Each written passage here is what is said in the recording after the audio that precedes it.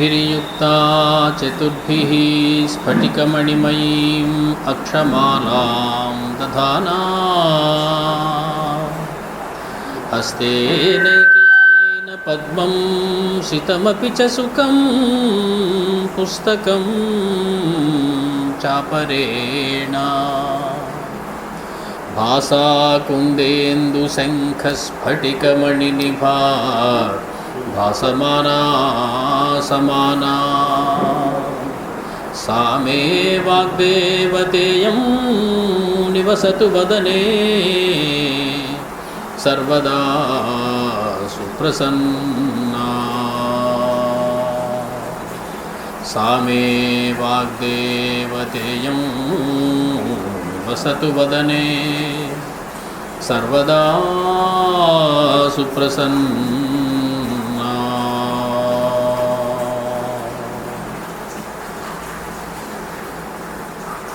పెద్దలందరికీ నమస్కారం. మనం క్రిందటి సారి కలుసుకున్నప్పుడు వేణుగోపాలరావు గారి ఇంట్లో రామాయణంలోని అయోధ్యకాండలో 42వ సర్గని పూర్తి చేసుకున్నాం. 43వ సర్గలోకి ప్రవేశిస్తున్నాం. ఆ రోజు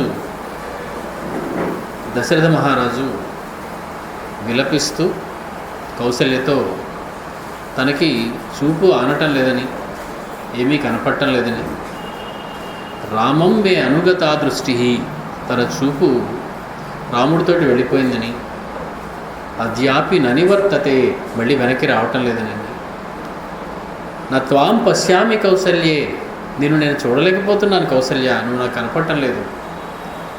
మరి కౌసల్యాన్ని ఎలా తెలుసు అంటే, నువ్వు మాట్లాడిన మాటలను బట్టి నువ్వు కౌసల్యమని నాకు తెలుస్తుంది అంతే తప్ప నీ రూపం నాకు కనిపించటం లేదు. కానీ ఒక పని చేయి, నువ్వు సాధుమాం పాణినా స్పృశ, నీ చేతితోటి నన్ను ఒక్కసారి ముట్టుకోవా అని దీనాతి దీనంగా విలపించాడు దశరథ మహారాజు. ఆ రకంగా అతడు విలపించిన తరువాత ఏం జరిగింది అన్నది మనం ఇవాల్టి రామాయణంలోకి వెళదాం. 43 సర్గ 43వ సర్గ అయోధ్యకాండలో వాల్మీకి రామాయణంలో. తతః సమీక్ష్య శయనే సన్నం శోకేన పార్థివం కౌసల్యా పుత్రశోకార్త తమువాచ మహీపతిం. పరామర్శ చేయడం అని ఒకటి మనకున్నది.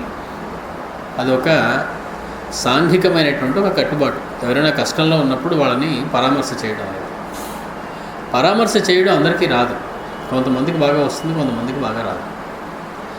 బాగా వచ్చిన వాళ్ళల్లో సుమిత్ర ఒక ఆవిడ, బాగా రాని వాళ్ళల్లో కౌసల్య ఒక ఆవిడ. ఆవిడ ఇప్పుడు దశరథ మహారాజుకి ధైర్యం చెప్పవలసినటువంటి పరిస్థితిలో ఉంది. ఎందుకంటే దశరథ మహారాజు దీనంగా నాకు కళ్ళు కనిపించడం లేదు, నా దృష్టి అంతా పోయింది, రాముడితోటే వెళ్ళిపోయి ఉంటుంది, మళ్ళీ వెనక్కి వస్తే ఎక్కడ కైకేయి మొహం చూడాల్సి వస్తుందో అని రావటం లేదేమో అనుకుంటున్నాను, ఒక్కసారి నన్ను ముట్టుకొని విలపిస్తూ ఉంటే అతనికి ధైర్యం చెప్పవలసినటువంటి పాత్ర వహించాలి ఇప్పుడు కౌసల్య. కానీ దశరథ మహారాజు ఎంతటి దుఃఖంలో ఎంతటి కష్టంలో ఉన్నాడో, కౌసల్యాదేవి కన్న తల్లి కడుపు చించుకొని పెట్టిన బిడ్డ దూరం అయిపోయాడనేటువంటి బాధలో ఉన్నటువంటి తల్లి అతడిని సరిగ్గా ఊరడించేటువంటి అవకాశం ఉండేటువంటి పరిస్థితి లేదు ఆ రోజు. ఆవిడ తతస్సమీక్ష్య శయనే, మంచం మీద వేలాడిపోయి పడుకుని ఉన్నాడు దశరథ మహారాజు. అతన్ని చూసింది. సన్నం శోకేన పార్థివం, సన్నం అనే మాట తెలుగు మాట కాదు, సంస్కృత భాషలో మాటే, నీరసించిన అని అర్థం. కౌసల్యా పుత్రశోకార్త, ఎలాంటి కౌసల్య మాట్లాడుతుంది ఇప్పుడు? పుత్రశోకార్త కౌసల్య. వాల్మీకి విశేషణం వేశారు అంటే కౌసల్య అనేటువంటి మాటకి మామూలుగా రామమాత కౌసల్య అంటే ఒకలా ఉండేది. పుత్రశోకార్త కౌసల్య అన్నారు. అందుకే ఆవిడకి మాట్లాడడం రావటం లేదు. పుత్రశోకం చేత ఆర్తురాలైనటువంటి కౌసల్య తమువాచ మహీపతిం, మహారాజు గారితో ఈ రకంగా మాట్లాడుతూ ఉన్నది. ఏముంది ఆవిడ? కడుపులో ఉన్నది బయటకు వచ్చేస్తుంది, చెప్దాం అనుకున్నా చెప్పకపోయినా. తోటి కోడళ్ళ మధ్య అంత సఖ్యత లేదు అనేటువంటి విషయాన్ని చెప్పగానే చెప్పారు వాల్మీకి మహర్షి. పెద్ద కోడలు, మధ్య కోడలు, రెండవ కోడలు వీళ్ళ మధ్య ఉండవలసినంత సఖ్యత లేదు.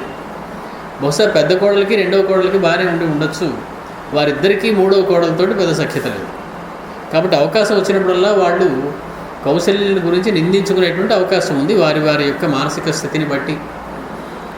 ఆవిడంటోంది, రాఘవే నరశార్దూలే విషముక్త్వా విజిహ్మతాం విచరిష్యతి కైకేయీ నిర్ముక్తే వహి పన్నగి. రాజా చూసారా ఎంత పని చేసిందో కేకయ్య రాజకుమార్తె అయినటువంటి కైకేయి. ఆవిడ నిర్ముక్తే వహి పన్నగి, అప్పుడే కుదుసం విడిచినటువంటి పాము ఎంత ఆనందంగా విహరిస్తుందో, ఆ చర్మాన్ని వదిలేసిన తర్వాత అంత ఆనందంగా ఇప్పుడు విహరిస్తూ ఉన్నది ఒక పాము వలె. ఈ విహరించే ముందు ఏం చేసింది ఆవిడ, రాఘవే నరశార్దూలే విషముక్త్వా విజిహ్మతాం, నరశార్దూలుడైనటువంటి రామచంద్రమూర్తి మీద విషాన్ని చిమ్మింది. విషాన్ని చిమ్మిన తర్వాత ఆవిడ విచరిష్యతి, చాలా యథేచ్ఛగా ఆవిడ విహరిస్తూ ఉన్నది అంతఃపురంలో. ఇప్పుడు తనకి ఇంకా అడ్డేమీ లేదనేటువంటి ఉద్దేశంతో. జిహ్మము అంటే వంకరతనం సంస్కృత భాషలో. పావుని జిహ్మగము అంటారు, అంటే వంకరగా వెళ్ళేది అని అర్థం. అలా కాకుండా మరి తిన్నగా వెళ్ళేవి ఏమైనా ఉన్నాయా అంటే అజిహ్మగము అని ఒకటి ఉంది. అది ఒక పాయింట్ నుంచి ఒక పాయింట్కి స్ట్రైట్ లైన్లో వెళ్తుంది వంకర తిరగకుండా. ఏమిటయ్యా అదంటే బాణము. ఒక ధనుసు నుంచి విడిచిపెట్టిన బాణానికి అజిహ్మగము అని పేరు, ఎందుకంటే వంకర టింకర్ లేకుండా స్ట్రైట్ లైన్లో వెళ్తుంది కాబట్టి. జిహ్మగము అంటే వంకర టింకర్గా వెళ్ళేది, కుటిలమైనటువంటి నడత కలిగినటువంటిది పాము. కైకేయి యొక్క కుటిలమైనటువంటి నడకను చూసి, ఆవిడ నడతని చూసి ఆవిడని పాముతో పోలుస్తూ ఉన్నది కౌసల్యదే. ఆవిడ ఏమంది, విజిహ్మతాం, విషాన్ని చిమ్మి నా కుమారుడి మీద ఆవిడ కుబుసం విడిచిన పాములాగా యథేచ్ఛగా అంతఃపురంలో తిరుగుతుంది. చూశారా మహారాజా. వివాస్య రామం శుభగా లబ్ధకామా సమాహిత త్రాసయిష్యతి మాం భూయో దుష్టాహిరివ వేష్మని. ఆవిడ ఇంకో కంప్లైంట్ చెప్తోంది కైకేయదేవి మీద. ఏమని, ఇప్పుడు ఆవిడ ఇంత యథేచ్ఛగా తిరుగుతున్నటువంటి ఆ కేకయ్య రాజు కుమార్తె రాముణ్ణి దూరంగా పంపించి వేసి, లబ్ధకామ తన కోరిక తీరిందై, సమాహిత తన బలాన్ని తనకు కావలసిన వాళ్ళందరినీ పక్కన చేర్చుకుని, త్రాసయిష్యతి మాం భూయ నన్ను తిరిగి భయపడుతుంది సుమా. అంటే ఇక నుంచి ఆవిడ పని ఏమిటయ్యా అంటే, కేకయ్య మహారాజు యొక్క కుమార్తెకి నన్ను భయపెట్టడమే పనిగా పెట్టుకుంటుంది ఆవిడ. ఎలాగా, దుష్టాహిరివ వేష్మని. అహి అంటే పాము. దుష్టమైనటువంటి పాము ఇంటిలో ఉంటే ఏ రకంగా మనం క్షణక్షణం భయపడిపోతూ ఇటు దేని మీద కాలేసినా పాము మీద కాలేసేమో అని భయం వేస్తుంది, చీకటి ఉన్న దగ్గరికి వెళ్ళడానికి భయం వేస్తుంది. అలాగా ఒక దుష్టమైనటువంటి పాము ఇంటిలో ఉంటే ఎలా ఉంటుందో 43వ సర్గలో మనం 3వ శ్లోకాన్ని ముగిస్తున్నాం. ఆవిడ ఉంటుంది. కాబట్టి ఇక నుంచి ఆవిడకి నన్ను బాధ పెట్టడమే పని సుమా అని చెబుతూ ఉన్నది కౌసల్యాదేవి. అధస్మనగరే రామః చరన్ భైక్ష్యం గృహే వసేత్ కామకారో వరం దాతుం అపిదానం మమాత్మజం. ఒక తల్లి చూడండి, కొడుకు దూరమైతే ఎంత బాధపడుతూ ఉన్నది అంటే, వనవాసానికి పంపించకుండా భరతుడికి పట్టాభిషేకం చేసేసి రామచంద్రమూర్తి అంతఃపురంలో ఉండడానికి వీల్లేదు, బిచ్చమెత్తుకుని రోడ్ల మీద తిరగాలి, రహదారుల్లో ఇంటింటికి వెళ్ళి బిచ్చమెత్తుకోవాలని కోరి ఉంటే ఎంత అందంగా ఉండేది. రాముడు ఇంటింటికి తిరిగి బిచ్చమెత్తుకున్నా కూడా నాకు సంతోషమే, నన్ను దూరంగా పంపించేయకుండా నాకు దూరం చేయడం మాత్రం నేను భరించలేకపోతున్నాను. నగరే రామః చరన్ భైక్ష్యం గృహే వసేత్. ఎలాగో అలాగా భిక్షమెత్తుకునైనా సరే ఇక్కడే కనుక ఉండినట్లయితే, వనవాసం మాత్రం లేకుండా ఉన్నట్లయితే అది వరం శ్రేష్టం. నువ్వు అతని బయటికి పంపించేయడం, వనవాసానికి పంపించడం కంటే కూడా చాలా శ్రేష్టమైనటువంటి పని. మామూలుగా ఒక తల్లి బిడ్డ భిక్షమెత్తుకుంటూ ఉంటే చూడడం సులువైన పని కాదు, కానీ బిడ్డే దగ్గర లేకుండా పోవడం కన్నా అదే మంచిది, నా ఎదురుగుండా కళ్ళెదురుగుండానే ఉంటాడు అని చెప్పి ఆవిడ విలిపిస్తూ ఉన్నది. పాతయిత్వా తు కైకేయ్యా రామం స్థానాద్యథేష్టతః ప్రదిష్టో రక్షసాం భాగః పర్వణి వాహితాగ్నినా. ఆహితాగ్నులైనటువంటి వాళ్ళు, యజ్ఞాలు యాగాలు చేసేటువంటి వాళ్ళు దర్శపూర్ణమాసం అనేటువంటి ఒక యాగం చేస్తారు. అది చేసినప్పుడు అంతా అయిపోయిన తర్వాత కొంత భాగాన్ని తీసుకెళ్ళి రాక్షసులకి కూడా ఇవ్వాలి. మామూలుగా యాగంలో భాగం దేవతలకే ఇస్తాం. కొన్ని యాగాల్లో ఈ దర్శపూర్వ మాస యజ్ఞము అలాంటి వాటిల్లో రక్షోభ్య స్వాహ రక్షోభ్య ఇదన్నమమా అని చెప్పి రాక్షసులకి ఈ భాగాన్ని ఇస్తున్నాను అని చెప్పి వేస్తారు ఆహితాగ్నులైనటువంటి వాళ్ళు. అలాగా ఒక దుష్ట యజ్ఞం చేస్తున్నటువంటి ఆహితాగ్ని అనేటువంటి కైకేయి నా కుమారుని రాక్షసులకి సమర్పించింది. ఆవిడకి తెలియదు ఏం జరగబోతోందో, కానీ నిజంగానే అది జరిగింది. రాక్షసులకే సమర్పించబడ్డాడు రామచంద్రమూర్తి కైకేయి చేత.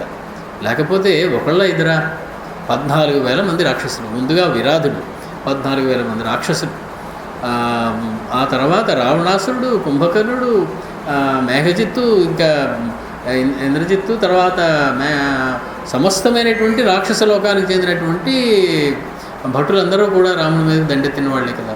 అంతమంది రాక్షసులకి ఆవిడ తన కుమారుణ్ణి సమర్పణం చేసింది.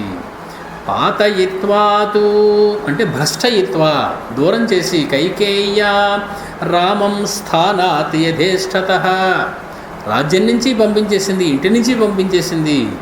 ప్రదిష్టః రక్షసాం భాగః పర్వణీవ అహితాగ్నినా. వినియుక్తః నా కుమారుణ్ణి ఒక హోమ ద్రవ్యంలా వినియోగించేసింది ఆవిడ రాక్షసుల కోసం. లేకపోతే రాక్షసులు ఉండేటువంటి చోట్లకి ఎలా పంపిస్తుంది ఆవిడ? యజ్ఞంలో ఏ రకంగా రాక్షసుల భాగాన్ని రాక్షసులకు ఇచ్చేస్తారో అలాగే ఈవిడ రాక్షసుల కోసం నా కుమారుణ్ణి సమర్పణ చేసేసింది. గజరాజగతిర్వీరో మహాబాహుర్ధనుర్ధరః వనమావిశతే నూనం సభార్య సహ లక్ష్మణః. మా రామచంద్రమూర్తి నడుస్తుంటే చూడాలి. ఎన్నాళ్ళ నుంచో అందరూ అనుకునేవారు గజవీర గతి గజరాజగతి అంటే మదపుటేనుగు నడిచినటువంటి నడక కలవాడు మా రామచంద్రమూర్తి అని. అదే పొరపాటు అయింది. మదపుటేనుగు అంతఃపురాల్లో తిరగడానికి వీల్లేదు కదా, అడవుల్లోనే ఉండాలి మదపుటేనుగు. మేము ఇన్నాళ్ళు మదపుటేనుగులా నడుస్తాడని మురిసిపోయాం రామచంద్రమూర్తిని. ఇప్పుడు అలా అనుకున్నందుకు వనానికి ఆవిడ పంపించేస్తుంది. మహాబాహు ధనుర్ధర అంత వాడయ్యిండు కూడా.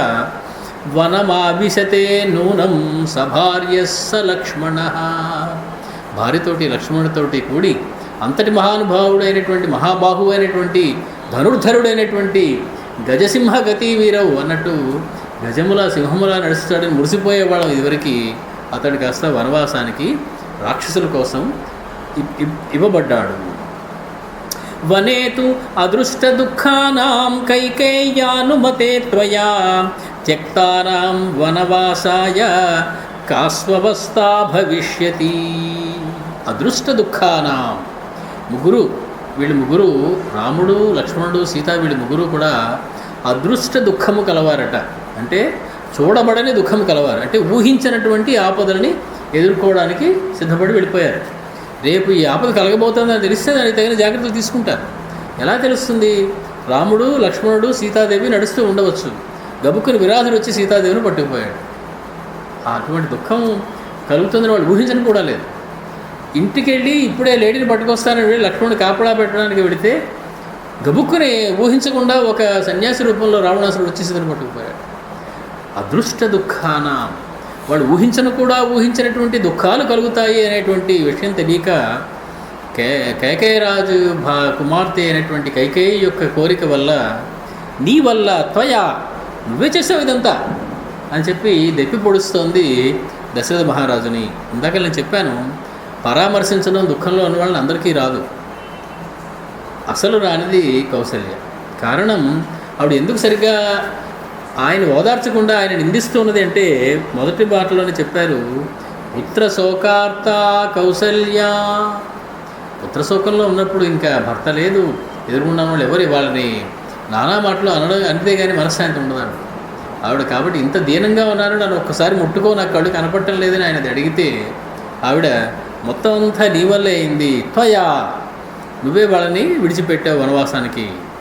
తే రత్నహీనాః తరుణాః ఫలకాలే వివాసితాః కథం వత్స్యంతి కృపణాః ఫలమూలైః కృతాశనాః. రత్నహీనాః, రత్నము అంటే శ్రేష్టమైనటువంటి వస్తువు అని అర్థం. ఇన్నాళ్ళు మన అంతఃపురంలో ఉన్నప్పుడు వాళ్ళకి ఎన్నో శ్రేష్టమైనటువంటి వస్తువులు ఉండేవి, విలువైనటువంటి వస్తువులు ఉండేవి. అవన్నీ కూడా పోగొట్టుకున్నారు, అవన్నీ వదిలేసుకున్నారు, రత్నహీనులు అయ్యారు వాళ్ళు. తరుణాహ, మంచి యవ్వన వయస్సులో ఉండి సుఖాలని భోగాలని అనుభవించవలసినటువంటి వయసులో ఉన్నారు వాళ్ళు, రామ లక్ష్మణ సీతాదేవి ముగ్గురు కూడా. అటువంటి సమయంలో ఫలకాలే వివాసితాః, ఫలాలని అంది పుచ్చుకోవలసినటువంటి తరుణమైనటువంటి వయస్సు ఉన్న సమయంలో వాళ్ళు దూరంగా ఇంటి నుంచి తరిమేయబడ్డారు. కథం వత్స్యంతి కృపణాః, కృపణాః అంటే దీనాః, దీనులై వాళ్ళు ఏ రకంగా నివసిస్తారో కదా. ఫలమూలైః కృతాశనాః, వాళ్ళు ఫలములతోటి వేళ్ళు దుంపలు పళ్ళు తింటూ ఏ రకంగా నివసిస్తారో కదా. వేళ్ళు దుంపలు పళ్ళు తిని నివసించవచ్చు, తప్పేమీ లేదు. ఎప్పుడు ఒక వయసు దాటిన తర్వాత నువ్వు వానప్రస్థానికి వెళ్ళిన తర్వాత మునువృత్తిని అవలంబించిన తర్వాత. అందుకే ఆవిడ ఏమంటుంది, ఇత్తరుణాః, మంచి యవ్వన వయసులో ఉండి శుభ్రంగా తిండి పుష్టి ఉండి తినవలసినటువంటి వయసులో ఏమీ తినడానికి లేకుండా నోచుకోకుండా శుభ్రమైనది ఏది, వాళ్ళు ఈ పళ్ళును దుంపలు తింటూ ఎలాగ ఉంటారో కదా అనుకుంటారు. తల్లి కడుపు చూస్తుంది ఎప్పుడు, వెంటనే ఆవిడకి రామచంద్రమూర్తి ఏం తింటాడో పాపం ఎంత ఆకలిస్తుందో కదా నా తండ్రికి అని బాధపడుతున్నది తల్లి. కాబట్టి అపీదానీం సకాలః స్యాత్ మమ శోకక్షయ శివః సభార్యం యత సహ భ్రాత్రా పశ్యేయం ఇహ రాఘవం. ఆహాహా, ఆ కాలం ఇప్పుడే వచ్చేస్తే ఎంత బాగుంటుంది. ఏ కాలం?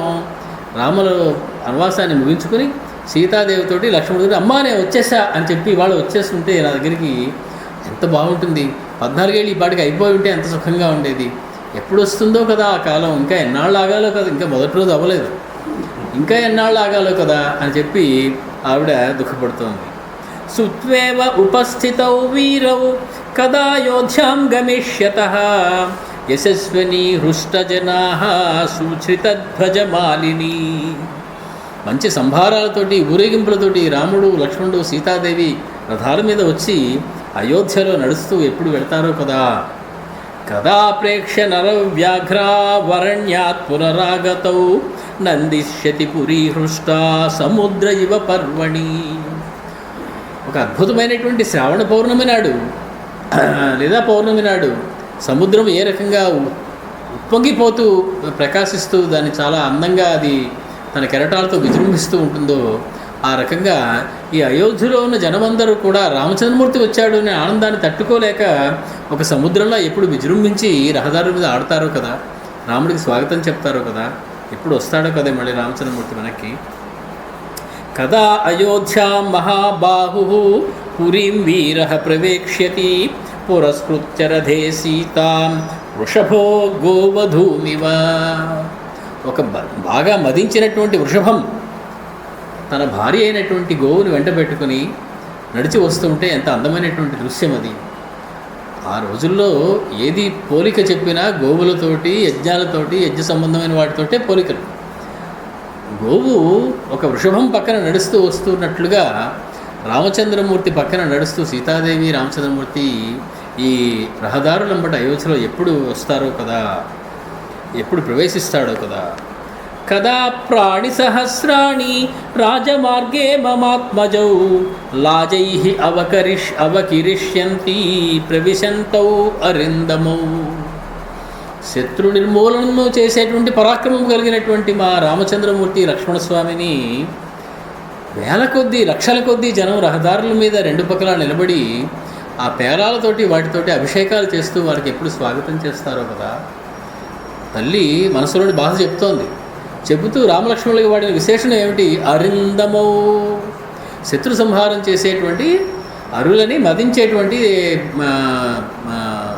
స్వభావం కలిగినటువంటి రామచంద్రమూర్తి లక్ష్మణస్వామి ఎప్పుడు వస్తారో కదా అంటే ఆవిడ ఊహించేస్తోంది. అప్పుడే రాక్షసులందరూ పోయారు, 14,000 మంది పోయారు, విరాధుడు పోయాడు, రావణాసుడు పోయాడు, కుంభకర్ణుడు పోయాడు, మేఘనాథుడు పోయాడు, రాక్షస సమూహం అంతా పోయింది. లేకపోతే అరిందమవు అనే మాట ఇప్పుడు వాడవలసిన అవసరం ఏం లేదు. వనానికి వెళ్ళి తపస్సులు చేసుకుని 14 ఏళ్ళ తర్వాత వెనక్కి వచ్చేయాలి. యుద్ధం మాట ఎందుకు వస్తుంది ఇక్కడ? అసలు రాక్షసులు గెలవడం అనేటువంటి మాట ఎక్కడొచ్చింది? ఆవిడ తెలియకుండానే అంది, అరిందమౌ శత్రుంజయులైనటువంటి నా కుమారుడు ఎప్పుడు వెనక్కి వస్తారో కదా అంటుంది. అంటే శత్రుంజయులై వెనక్కి రావాలని ఆవిడ కోరిక. ప్రవిశంతౌ కదాయోధ్యాం ద్రక్ష్యామి శుభకుండలౌ ఉదగ్రాయుధ నిస్త్రింశౌ సశృంగావివ పర్వతౌ. వాళ్ళిద్దరూ ఈ రహదారి మీద నడిచి వస్తూ ఉంటే చుట్టూ జనం ఉండి జేజేలు పలుకుతూ ఉంటే 2 మహాపర్వతాలు నడిచి వస్తున్నట్టుగా, 2 కొమ్ములు ఉన్నటువంటి పర్వతాలు, 2 బాగా శృంగములు కలిగినటువంటి పర్వతాలు నడిచి వస్తున్నట్టు ఉండదు? వాళ్ళు ఎప్పుడు వస్తారో అలాగే ఎప్పుడు నేను చూస్తానో. శుభకుండలో మంచి అందమైనటువంటి కుండలములు ధరించినటువంటి, ఉదగ్రాయుధ నిస్త్రింశవు, ఒక ఆయన ధనుసు పట్టుకుని ఉండాలి, ఒక ఆయన ఖడ్గాన్ని పట్టుకుని ఉండాలి. నిస్త్రింశము అంటే ఖడ్గం. ధనుసుని ఖడ్గాన్ని చేతబోని రాముడు లక్ష్మణుడు ఎప్పుడు 2 పర్వతాల్లాగా ఇలాగ మా అయోధ్యలో నడిచి వస్తారు కదా, అది ఎప్పుడు చూస్తాను కదా. కదా సుమనసః కన్యాః ద్విజాతీనాం ఫలాని చ ప్రదిశంత్య పురీం హృష్టాః కరిష్యంతి ప్రదక్షిణం. సుమనసః అంటే 2 అర్థాలు ఉన్నాయి. దేవతలు అని ఒక అర్థం, పుష్పములు అని ఒక అర్థం. ఎప్పుడు ఈ కన్యలందరూ కూడా రహదారికి 2 పక్కల నిలబడి రామచంద్రమూర్తి మీద పూలు జల్లుతారు కదా, ఆయన వెనక్కి దిగ్విజయంగా వస్తూ ఉంటే, అలాగే వారికి ఫలాలు ఎవరు ఎప్పుడు సమర్పిస్తారో కదా, అంటే వాడు ఎప్పుడు కూడా సంతోషంతో రామచంద్రమూర్తి సీతాదేవికి మళ్ళీ ప్రదక్షిణం చేస్తారో కదా, అంటే ఆయనకి మళ్ళీ మంగళాశాసనాలు ఎప్పుడు పలుకుతుందో కదా అయోధ్య నగరం, వాళ్ళకి అయోధ్యాపురి ఏనాడు మళ్ళీ స్వాగతాన్ని పలుకుతుందో కదా అని ఆవిడ అంటూ ఉన్నది. కదా పరిణతో బుద్ధ్యా వయసా చామర ప్రభః అభ్యుపైషతి ధర్మజ్ఞః త్రివర్ష ఇవ లాలయన్. పరిణిత బుద్ధి కలిగినటువంటి వయసు కలిగినటువంటి వాడై, దేవతల వలె మికిలి ప్రకాశము కలిగినటువంటి వాడైనటువంటి ధర్మజ్ఞుడైనటువంటి రామచంద్రమూర్తి ఎప్పుడు త్రివర్ష ఇవ లాలయన్. దేవతలకి వయసు ఎప్పుడు కూడా 25-30 సంవత్సరాలే ఉంటుంది. వాళ్ళకి త్రిదశులు అని పేరు. దశ అంటే 10, త్రిదశ అంటే 30 దాటుతుంది వాళ్ళ వయసు ఎప్పుడు కూడా. 30 లోపే ఉంటారు వాళ్ళు ఎప్పుడు. వయసు 30 దగ్గర ఆగిపోతుంది వాళ్ళు, ఇంకా అంతకన్నా ముసలివాళ్ళు అవడం అనేది ఉండదు. అది కాబట్టి వాళ్ళకి దేవతలు అయ్యారు.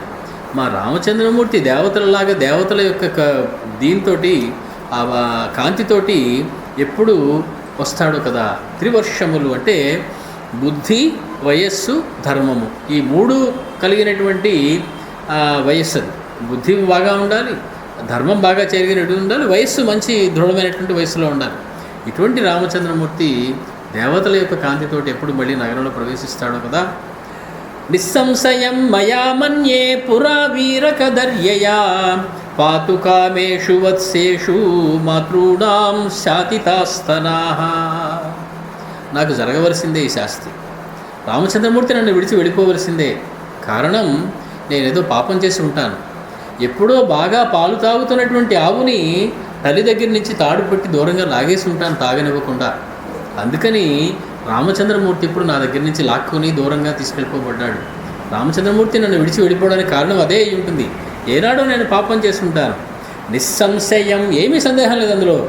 మయా మన్యే పురా వీర కదర్యయా, చాలా లోభంతో, చాలా పనికిమాలినటువంటి బుద్ధితోటి, నేను చాలా చెడు బుద్ధితోటి, పాతుకామేషు వత్సేషు, పాతుకామః స్తనము దగ్గర, పొదుగు దగ్గర పాలు తాగాలి అనేటువంటి కోరిక కలిగినటువంటి దూడలయందు, మాతృణాం శాతితాసనాః, శాతిత వియోజిత, దూరంగా తీసుకెళ్ళిపోయాను పాలు తాగుతూ ఉండగా వాటిని. ఏదో ఒక చిన్నప్పుడు ఏదో చేసి ఉంటాను నేను, లేకపోతే నా కుమారుడు ఇలాగా నాకు నా దగ్గర నుంచి దూరంగా తీసుకెళ్ళిపోబడ్డు. సాహం గౌరివ సింహేన వివత్సా వత్సలాకృత కైకేయ్యా పురుష వ్యాఘ్ర బలవత్సేవ గౌర్బలాత్. ఓ పురుష వ్యాఘ్రమా దశరథ మహారాజా, నేను గౌరివ సింహేన వత్సలా గౌరివ, దూడతో కూడినటువంటి ఆవు అలా నడుస్తూ వెళుతోంది. తల్లి ఆవు దూడ నడుస్తూ వెళుతున్నాయి. అప్పుడు సింహేన, ఒక సింహం వచ్చి దూడని గబుక్కుని మెడ దగ్గర పట్టుకుని కరుచుకుని పారిపోయింది. ఏం చేయగలదు ఈ ఆవు? దాని వెనకాల పరిగెట్టలేదే, దాన్ని మళ్ళీ రక్షించుకుని తెచ్చుకోలేదే. అలా ఉంది నా పరిస్థితి ఇప్పుడు. బాలవత్సేవ గౌర్బలాత్, చాలా చిన్న దూడ, అప్పుడే పుట్టి 2-3 రోజులు అయినటువంటి దూడ, అది ఇంకా నడక కూడా సరిగ్గా నడవడం రాదు. అటువంటి దూడని సింహం వచ్చి కరుచుకొని తీసుకెళ్ళిపోతే ఎలా ఉంటుందో నా పరిస్థితి ఇప్పుడు అలా ఉన్నది నాయన. నహి తావద్గుణైర్జుష్టం సర్వశాస్త్ర విశారదం ఏకపుత్ర వినా పుత్రం అహం జీవితుముత్సహే.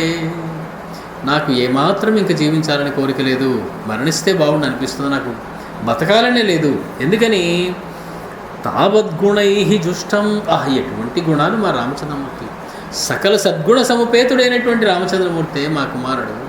అటువంటి సమస్త కళ్యాణ గుణాభిరాముడైనటువంటి రామచంద్రమూర్తిని, అంతేకాదు సర్వశాస్త్ర విశారదం, సమస్తమైనటువంటి శాస్త్రాలు వేదాలు చదివినటువంటి రామచంద్రమూర్తిని, ఏకపుత్ర, ఒకే ఒక కుమారుడు కలిగినటువంటి దాన్ని నేను. చూడండి, లక్ష్మణస్వామి వెళ్ళిపోయాడు, కానీ ఇక్కడ అందరికీ ఒక్క పుత్రుడే ఒక రకంగా చూస్తే. ఎందుకని? రాముడు వెళ్ళిపోయాడు, కౌసల్య ఒంటరిదైపోయింది. కానీ తక్కిన వాళ్ళిద్దరూ ఒంటరి లవల. కౌసల్య కేకయ్య మహారాజు కుమార్తెకి భరతుడు వస్తాడు, ఆవిడ ఏకపుత్ర అయినా కూడా కొడుకుతో ఉంటుంది. సుమిత్రకి శత్రుఘ్నుడు రెండో పుత్రుడు ఉన్నాడు, ఆవిడ కూడా ఇప్పుడు ఏకపుత్ర అయ్యే ఉంటుంది. వాళ్ళిద్దరికి పుత్రులు దగ్గరే ఉంటారు, ఏం ప్రమాదం లేదు. నాకు 2 పుత్రులు లేరు, ఉన్నవాడు ఒక్కడే రామచంద్రమూర్తి. ఆ ఒక్కడిని దూరం చేసేసారు మీరు. కాబట్టి ఏకపుత్ర వినా పుత్రం, ఏకపుత్ర అయినటువంటి నేను, ఒకే పుత్రుడు కలిగినటువంటి దానిటువంటి నేను, పుత్రుడు లేకుండా అహం జీవితుముత్సహే, నాకు జీవించడానికి ఎటువంటి కోరిక లేదు, నాకు మరణించాలనిపిస్తూ ఉన్నది. నహి మే జీవితే కించిత్ సామర్థ్యమిహ కల్ప్యతే అపశ్యంత్యాహ ప్రియం పుత్రం మహాబాహుం మహాబలం. పోనీ సామాన్యుడా నా కొడుకు, తనని తాను రక్షించుకోలేనటువంటి వాడా? మహాబాహు మహాబలం, అంత శౌర్యవంతుడే నా కుమారుడు. అటువంటి వాడు తనని తను రక్షించుకునేటువంటి శక్తి ఉన్నవాడు, వాడిని వాడే రక్షించుకోలేదు, నేను ఎక్కడ రక్షించగలను వాడిని? నహి మే జీవితే కించిత్ సామర్థ్యం ఇహ కల్ప్యతే, నా జీవితంలో అతన్ని రక్షించుకునేటువంటి సామర్థ్యం నాకు ఇవ్వలేదు భగవానుడు. అతన్ని రక్షించుకునే సామర్థ్యం ఎందుకు నాకు అసలు? అతను తననే రక్షించుకోగలడు కదా, మహాబాహు మహాబలుడు కదా. తనని తాను రక్షించుకోదలుచుకోలేదు అతడు. తాను ధర్మానికి లోబడి, సత్యానికి లోబడి తనని తాను సమర్పించుకోవడానికే సిద్ధపడ్డాడు. అటువంటి వాడిని అపశ్యంత్యాహ, చూడకుండా నేను ఎలాగ జీవించగలను? అయం హిమాం దీపయతే సముత్థితః తనూజశోక ప్రభవోహుతాశనః మహీమిమాం రశ్మిభిరుద్ధత ప్రభో యథా నిధాగే భగవాన్ దివాకరః. మంచి వేసవికాలం, విశాఖ మాసం. ఆ మాసంలో సూర్యుడు తన ప్రతాపాన్ని చూపించి భూమిని వేడెక్కించేస్తున్నాడు, మొత్తం భూమిని. ఆ రకంగా ఒక సూర్యుడు, ఒక అగ్ని నాలో ప్రజ్వలిస్తూ ఉన్నది. ఏమిటా అగ్ని? తనూజ శోక ప్రభవో, కుమారుడు వెళ్ళిపోయాడు అనేటువంటి శోకము అనేటువంటి అగ్ని, హుతాశన అగ్ని మాం దీపయతే, నన్ను కాల్చేస్తోంది. వేసంకాలంలో సూర్యుడు భూమిని తాపం చేస్తూ ఉన్నట్లుగా, వేడెక్కించేస్తున్నట్టుగా నాలోనే పుట్టినటువంటి ఈ అగ్ని, శోకము అనేటువంటి అగ్ని నన్ను దహించి వేస్తూ ఉన్నది నాయన అని చెప్పి ఆవిడ తన విలాపాన్ని దశరథుడికి వినిపిస్తుంది. అంత దీనుడై చెప్పిన మాట వినే స్థితిలో కూడా ఉన్నాడో లేడో దేవుడు, ఏమీ కనపడనటువంటి స్థితిలో ఉన్నటువంటి దశరథుడికి ఆవిడ తన శోకాన్ని మొత్తం ఏకరో పెట్టుకుని తన బాధ తాను చెప్పుకుంది. మనసులో బాధ చెప్పుకుంటే కొంచెం హృదయం చల్లబడుతుంది కాబోలు. విలపంతీం తథా తాం తు కౌసల్యాం ప్రమదోత్తమాం ఇదం ధర్మే స్థితా ధర్మ్యం సుమిత్రా వాక్యమబ్రవీత్. ఇప్పుడు మాటలాడల్లో నేర్పు కలిగినటువంటి సుమిత్ర, ఆవిడ విలపంతీం తథా తాం తు కౌసల్యాం ప్రమదోత్తమాం, స్త్రీలలో ఉత్తమ స్త్రీ అయినటువంటి ఏడుస్తూ ఉన్నటువంటి ఆ కౌసల్యను చూచి ధర్మే స్థిత, ఎప్పుడూ ధర్మాన్ని విడిచిపెట్టకుండా ఉన్నటువంటి సుమిత్ర ఏదైతే ఉందో ఆవిడ వాక్యమబ్రవీత్, వాక్యాన్ని పలికిందట. ఎలాంటి వాక్యం? ధర్మ్యం. ధర్మ్యం అంటే ధర్మం అనపేతం ధర్మ్యం, ధర్మాన్ని విడిచిపెట్టకుండా ఉండేటువంటి వాక్యాన్ని పలికింది. ఇంతవరకు ఈవిడ పలికింది ధర్మాన్ని విడిచిపెట్టినటువంటి వాక్యం అని చెప్తున్నాడు మనకి మహర్షి. ఏమని చెప్పాలి ఇప్పుడు ఆవిడ? నీ కుమారుడు ఏదో ఒక అద్భుతమైనటువంటి దేవకార్యం కోసం వెళ్ళాడు అని తెలియక ఆవిడ తన కుమారుడు లేడు అని కేవలం మాతృ ప్రేమతోటి ఆవిడ విలపిస్తూ ఉన్నది. అప్పుడు సుమిత్ర మాట్లాడడం మొదలెట్టింది. రామాయణాన్ని మొత్తాన్ని గమనిస్తే మనకి ముగ్గురు ఆడవాళ్ళకి రాముడి యొక్క తత్వం తెలుసు బాగా. ముగ్గురు స్త్రీలకి రాముడు ఎవరో అర్థమైపోయారు. అయోధ్యలో సుమిత్ర, కిష్కింధలో తార, లంకలో మండోదరి. వీళ్ళ ముగ్గురికి కూడా రామచంద్రమూర్తి పరబ్రహ్మ అనేటువంటి జ్ఞానం కలిగింది. ఎలా కలిగిందని మనం చెప్పలేము. ఏవో పూర్వజన్మ సుకృతాలు చేసుకుని ఉంటారు వాళ్ళు. వాళ్ళ ముగ్గురికి కూడా రాముడు మానవుడు కాదు, పరబ్రహ్మ అనేటువంటి జ్ఞానం కలిగింది. ఇప్పుడు అయోధ్యలో ఉన్నటువంటి సుమిత్ర మాట్లాడుతూ ఉన్నది. ఈవిడ ఎలా మాట్లాడిందో రాముడి గురించి రేపు కిష్కింధలో తార అలాగే మాట్లాడుతుంది. రావణ వధ అయిపోయిన తర్వాత మండోదరి రాముడి గురించి అలాగే మాట్లాడుతుంది. రాముడి యొక్క పరబ్రహ్మ స్వరూపాన్ని గుర్తించినటువంటి స్త్రీలు ఈ ముగ్గురు మొత్తం రామాయణంలో. ఆవిడ మాట్లాడడం మొదలెట్టింది.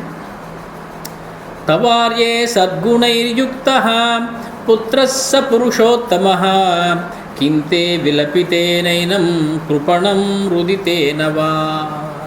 అమ్మా, ఆర్యే సంబోధించింది ఆవిడ కౌసల్యాదేవిని. ఆర్యే అంటే ఓ పూజింపదగిన దానా, పెద్దక్క. సద్గుణైర్యుక్తః పుత్రః, వెళ్ళినవాడు నీ కుమారుడు సామాన్యుడమ్మా. సద్గుణైర్యుక్తః సకల కళ్యాణ గుణాభిరాముడమ్మా. ఆయన సద్గుణములతో కూడినటువంటి సహా పురుషోత్తమః, ఆ పురుషోత్తముడు సద్గుణైర్యుక్తులు కలిగినటువంటి వాడు. కింతే విలపితేనైనం కృపణం రుదితేనవా. సద్గుణములతో ఉన్నవాడు వెళ్ళిపోతే ఏడవక్కర్లేదా అండి అంటే ఏడవక్కర్లేదు. కారణం వాడి సద్గుణములే వాడిని రక్షిస్తాయి. వాడికి ఏమీ అపకారం జరగదు సద్గుణుడు కాబట్టి. అదే చెడ్డవాడైనటువంటి కొడుకు దూరం అయిపోతే బాధపడాలి. వీడు తట్టుకోగలడో లేదో ప్రకృతిని, తక్కే ఆపదల్ని వాడు తట్టుకోగలడు. లేదంటే వాడు పాపం చేశాడు కాబట్టి తట్టుకునేటువంటి అవకాశం తక్కువ ఉంటుంది. వాడు శిక్ష అనుభవించాలి ఎప్పటికైనా. అటువంటిది ఏమీ లేదే రామచంద్రుడి విషయంలో. సమస్త కళ్యాణ గుణోపేతులు సద్గుణములతో కూడినటువంటి రామచంద్రమూర్తిని గురించి నువ్వు బాధపడడం ఏంటమ్మా, అతనికి ఏం జరుగుతుందని అని రెండు మాటలు వాడింది ఇక్కడ. సహా పురుషోత్తమ, ఆ పురుషోత్తముడు రాముడు అనలే ఆవిడ. ఆ పురుషోత్తముడి గురించి దుఃఖం ఏంటమ్మా. సహా అనేటువంటి మాట ఎక్కడొచ్చినా సరే వేదంలో పరబ్రహ్మము అని అర్థం. ఆవిడ రామచంద్రమూర్తిని సహా అని పిలుస్తోంది. అంటే పరబ్రహ్మస్వరూపము అనేటువంటి జ్ఞానం ఆవిడకుంది.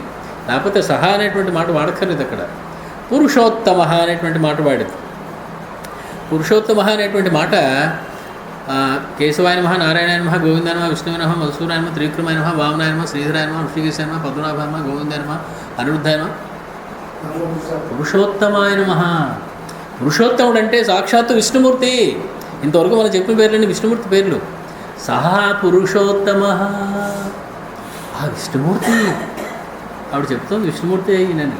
ఈవిడికి అర్థం అవటం లేక పురుషోత్తముడు అనేటువంటి మాట ఎప్పుడైతే ఈవిడ వాడిందో రామ అనొచ్చుగా. ఈ 24 పేర్లలో రామ పేరు లేదు కాబట్టి వాడడానికి లేదు. ఆవిడ వాడితే అర్థం ఆవిడికి మనసుకు సంతృప్తి పడదు. రాముడు పరబ్రహ్మం అని చెప్పాలనే ఉంది ఆవిడకి. అందుకని ఏముంది సహా అంది, పురుషోత్తమ అంది. ధర్మము అనేటువంటి మాటకి నిర్వచనం ఏమిటి అంటే రకరకాల నిర్వచనాలు ఉన్నాయి. కానీ సుఖాలని పొందడానికి సాధనభూతమైనటువంటి కర్మకి ధర్మము అని పేరు. మనం సుఖం పొందాలి అంటే ఏం చేయాలో దాని పేరు ధర్మం. అందుకని దానికి పెద్ద కాంప్లికేటెడ్ వ్యవహారం ఏం లేదు. సుఖంగా ఉండాలంటే ఏం చేయాలో దాని పేరే ధర్మం. ఇది 2 రకాలుగా ఉంటుందట ధర్మం. ఒకటి సాధ్య ధర్మము, రెండవది సిద్ధ ధర్మము అని 2 రకాలుగా ఉంటుంది. సాధ్య ధర్మము అంటే ఏమిటి? అది చేయడం ద్వారా మనం ఇంకోటి ఏదో సాధించాలి. యజ్ఞము, యాగము, తపస్సు, దానము, హోమము ఇవన్నీ చేస్తే సాధ్య ధర్మాన్ని ఆచరించినట్టు లెక్క. కానీ సిద్ధధర్మము అని ఒకటి ఉంది. దానికే పరమాత్మ అని పేరు, దానికే శ్రీరామచంద్రుడు అని పేరు. సిద్ధధర్మమైనటువంటి రామచంద్రమూర్తి సిద్ధుడు. సిద్ధధర్మమే మూర్తి భవించినటువంటి రామో విగ్రహవాన్ ధర్మ. సిద్ధధర్మం అన్నమాట. ధర్మమే చాలు. మనం ధర్మం ద్వారా ఏదో పొందుతాం కాదు, ఆ ధర్మాన్నే పొందాలి. దీని ద్వారా పొందుతామో దాన్ని సాధ్యధర్మం అంటారు. ఏ ధర్మాన్ని మనం పొందాలో దాన్ని సిద్ధధర్మం అంటారు. రామచంద్రమూర్తి సిద్ధధర్మం. కాబట్టి ఇప్పుడు ఆవిడ ధర్మ్యము అయినటువంటి మాట మాట్లాడింది. ధర్మే స్థిత అనేటువంటి ఒకటి మాట వేశాడు. అంటే కేవలం రామచంద్రమూర్తి అందే మనస్సు లగ్నమైనటువంటి సుమిత్రాదేవి, ధర్మమునందే ఉన్నటువంటి సుమిత్రాదేవి, ధర్మే స్థిత అనేటువంటి మాటకు అది ఆయన చెప్పదలుచుకున్నట్టు అర్థం. సరే, పురుషులు మళ్ళీ రెండు రకాలుగా ఉంటారు. ఒకళ్ళు బద్ధ పురుషులు, అంటే ఈ సంసారంలో కొట్టుకుని 24 గంటలు బతుకుని ఉండేవాడు. రెండో వాళ్ళు ముక్త పురుషులు, వాళ్ళు ఈ లోకానికి దేనికి అంటకుండా పద్మపుత్ర వివాంబసం అంటే వాళ్ళ మోక్షాన్ని వాళ్ళు పొందిస్తారు. ఈ ఇద్దరు కాకుండా ఇంకొక తెగ ఉన్నది, ఒకడే ఉన్నాడు, అతని పేరు పురుషోత్తముడు. వీళ్ళకన్నా వేరేనటువంటి వాడు. బద్ధ జీవుడు కాదు, ముక్త జీవుడు కాదు ఆయన, కానీ పేరు పురుషుడు. పురుషుడు అంటే పురిసేతే ఇది పురుష, ఒక పురమునందు ఉండేటువంటి వాడు, ఒక శరీరమునందు ఉండేటువంటి జీవుడికి పురుషుడు అని పేరు. అది క్రిమి కావచ్చు, కీటకం కావచ్చు, పశువు కావచ్చు, స్త్రీ కావచ్చు, బాలుడు కావచ్చు, వృద్ధుడు కావచ్చు, వాటిద్దరికీ కూడా పురుషుడు అనే పేరు. అంటే సిద్ధ ధర్మాన్ని, సాధ్యధర్మాన్ని ఆచరిస్తూ ఉండేటువంటి పురుషుల్లో బద్ధులు ఉంటారు, ముక్తులు ఉంటారు. ఈ పురుషులు ఇద్దరికన్నా విభిన్నమైనటువంటి పురుషుడి పేరే పురుషోత్తముడు. పురుషోత్తముడు అని పేరు ఆయనకి. ఉత్తమ పురుషుడు అనేటువంటి మాట ఇంకొకటి ఉంది. ఉత్తమ పురుషస్త్వన్యః, ఉత్తమ పురుషుడు అంటే పరమాత్మ, అతడికే ఉత్తమ పురుషముడు అని పేరు. కాబట్టి ఇప్పుడు ఉత్తమ పురుషుడు అని వాడితే తెలిసిపోతుందని విష్ణువుకు అనేటువంటి మరొక పేరు పురుషోత్తముడు అనేటువంటి మాట వాడింది. పురుషులలో ఉత్తముడు అంటే ముందు పురుషుడు, తర్వాతే ఉత్తముడా కాదనే తర్వాత విషయం. అంటే అవతారం కోసం దిగినటువంటి పరమాత్మ. అవతారం కోసం దిగకుండా ఉంటే ఉత్తమ పురుషుడు, అవతారానికి దిగిన తర్వాత అతడు పురుషోత్తముడు. ముందు పురుషుడు అయ్యాడు, తర్వాత వాళ్ళలో ఉత్తముడు అయ్యాడు. ఇది చెప్పడం కోసం వాడు పురుషోత్తమ అనేటువంటి విశేషాన్ని అక్కడ వాడింది. కింతే విలపితేన ఏవం కృపణం రుదితేనవా, దీనంగా ఏడవడం కానీ, అతని కోసం విలపించడం కానీ వీటి వల్ల ఏం ఉపయోగం ఉందమ్మా, ఏం అవసరం ఉంది? ఏ స్తవార్యే గత పుత్ర త్యక్వా రాజ్యం మహాబలః సాధు కుర్వన్ మహాత్మానం పితరం సత్యవాదినం. మా వాడిని అడుగు పంపించేశారు, మీరు పంపించేశారు, మీ వల్లే జరిగింది అంటున్నావు, కానీ నిజంగా అడుగు వెళ్ళకూడదు అని రాముడు అనుకుంటే ఎవరైనా పంపించగలరా అతన్ని? రామచంద్రమూర్తి నేను అడుగు వెళ్ళను అని నిశ్చయం చేసుకుంటే దశరథుడు పంపించేయడం, కైకేయి రాజకుమార్తె ఆవిడ ఏముంది, అందుకే యహ తవ ఆర్యే గతః పుత్రః రాజ్యం త్యక్వా, రాజ్యాన్ని విడిచిపెట్టేసి అతనే వెళ్ళిపోయాడు. నాన్నగారు వెళ్ళమన్నారనేటువంటి మాట చెప్పాడు, కానీ ఉంటానంటే కాదనేవాడు. నువ్వు వెళ్ళొద్దు, ఉండిపోనాడు, చంపేసి ఇక్కడే ఉండిపోనాడు మహారాజు. కాబట్టి మహారాజు పంపించేశాడన్నమాట అబద్ధం. వెళితే వెళ్ళు అని ఉండొచ్చుగాక, కానీ తనంతట తానుగా స్వతంత్రంగా ఒక నిర్ణయం తీసుకుని తానే రాజ్యాన్ని విడిచిపెట్టి వెళ్ళిపోయాడు. సాధు కుర్వన్ మహాత్మానం పితరం సత్యవాదినం, తండ్రి గారిని సత్యవాదిగా నిలబెట్టడం కోసం, సత్యవాక్ పరిపాలకుడు నా తండ్రి అని నిరూపించడం కోసం రాజ్యాన్ని గడ్డిపూసని ఇలా తీసి అవతల పడేసినట్టుగా రాజ్యం మొత్తాన్ని అవతల పడేసి అన్ని బంధాలని కూడా తెంచేసుకుని అతడు గతః వెళ్ళాడు. శిష్టైరాచరితే సమ్యక్ శశ్వత్ ప్రేత్య ఫలోదయే రామో ధర్మే స్థితః శ్రేష్ఠో నసోచ్య కదాచన. అతడు సోచ్యుడు కాదు, అంటే శోచింపదగిన వాడు కాదు, విచారింపదగినటువంటి వ్యక్తిత్వం కలిగినటువంటి మనిషి కాదు. ఎందుకని? శిష్టై ఆచరితే సమ్యక్ శశ్వత్ ప్రేత్య ఫలోదయే. శిష్టులైనటువంటి వాళ్ళు ఎప్పుడు కూడా ఇహలోక సుఖం కోసమే ఫలాలు ఆచరించరు. ప్రేత్య, మరణించిన తర్వాత పరలోక సుఖాల కోసం వాళ్ళు చేసేటువంటి పనులన్నీ కూడా ఉంటాయి. అది ముఖ్యం వాళ్ళకి దీనికన్నా కూడా. కాబట్టి ఇహలోక సుఖాలని వాళ్ళు త్యజించేస్తారు, తినే దాని నుంచి పెద్ద పట్టించుకోరు. అది కావాలి అనేటువంటి వాటి మీద యావ ఉండదు వాళ్ళు. అటువంటి ధర్మే స్థిత శ్రేష్ఠ, శ్రేష్ఠుడైనటువంటి ధర్మం మీద ఉన్నటువంటి అటువంటి కుమారుడు గురించి నువ్వు ఏమిటమ్మా ఈ కళ్ళనీళ్ళు పెట్టుకుని ఏడవడం ఏమిటమ్మా, ఈ అరుపులు ఏమిటమ్మా, ఈ గొడవ ఏమిటమ్మా? నువ్వు వర్తతే చోత్తమాం వృత్తిం లక్ష్మణోస్మిన్ సదా నఘః దయావాన్ సర్వభూతేషు లాభః తస్య మహాత్మనః. ఈ శ్లోకంలో మొదటి అక్షరం వా. వర్తతే చ ఉత్తమాం వృత్తిం, ఇది గాయత్రి మంత్రంలోని 5వ అక్షరంట. అంటే ప్రతి 1000 శ్లోకాలకి గాయత్రి మంత్రంలో ఒక అక్షరాన్ని పెడతాడు మహాకవి. ఆయన 24,000 శ్లోకాలంటే గాయత్రి మంత్రంలో 24 అక్షరాలకి 24,000 శ్లోకాలు రాశాడు. అంటే ప్రతి 1000 శ్లోకాల తర్వాత గాయత్రి మంత్రంలో అక్షరం వస్తుంది. ఇది గాయత్రి మంత్రంలో 5వ అక్షరం ఈ వా అనేది. అంటే బహుశా మనం ఇప్పటి వరకు సుమారుగా 4,000 శ్లోకాలని మనం దాటి ఉంటాం. ఇంకొక 20,000 శ్లోకాలు అయితే అయిపోతుంది. అతడు నువ్వైనా బాధపడుతున్నావు, రాముడు వెళ్ళిపోయాడని ఏడుస్తున్నావు, కానీ తల్లి వెనకాల ఎవరు వెళ్ళారో తెలుసా నీకు? దయావాన్ సర్వభూతేషు, సమస్త భూతముల యందు దయ కలిగినటువంటి వాడు లక్ష్మణస్వామి. అతడు వెళ్ళాడు వెనకాల. నీకు ఇంకేమిటమ్మా భయం? ఎలా వెళ్ళాడు? అనఘః, అనఘః అంటే పాపరహితః, ఏమీ పాపము తెలియనటువంటి, అంటే తను ఏమి తలుచుకుంటే అది చేయగలిగినటువంటి సత్తా వస్తుంది పాపం చేయకపోతే. కాబట్టి ఎలాగైనా సరే రామచంద్రమూర్తిని రక్షించుకోగలిగినటువంటి సత్తా ఉన్నటువంటి ఆ లక్ష్మణస్వామి వర్తతే చ ఉత్తమాం వృత్తిం, ఉత్తమమైనటువంటి చరిత్ర కలిగినటువంటి వాడు ఉత్తమమైనటువంటి గతిలో వెళ్ళాడు. ఏమిటా ఉత్తమమైనటువంటి గతి? రామచంద్రమూర్తికి శుశ్రూష చేయడమే ఉత్తమమైనటువంటి గతి. అంతకన్నా ఇంకా ఉత్తమమైనటువంటి గతి ఎవరికీ ఎప్పుడూ లేదు. కైంకర్యం చేయడమే ఉత్తమమైనటువంటి వృత్తి.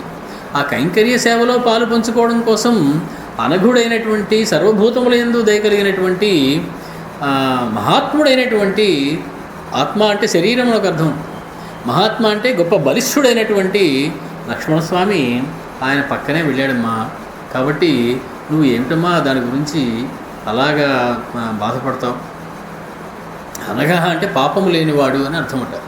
అన్నిటికన్నా పెద్ద పాపం ఈ సృష్టిలో ఏమిటి అంటే ఈ శరీరమే నేను అనుకోవడమే పెద్ద పాపం అంట. అంతకన్నా పాపం అనుకోవట్లేదట. అన్నిటికన్నా పెద్ద పాపం అదిట. అంటే శరీరం నేను అనుకుంటున్నా అంటే అర్థం ఏంటి? పరమాత్మను విస్మరించావు అని అర్థం. పరమాత్మను విస్మరించడమే పాపం, పరమాత్మని స్మరించడమే పుణ్యం. అంతకన్నా ఇంకోటి లేదు.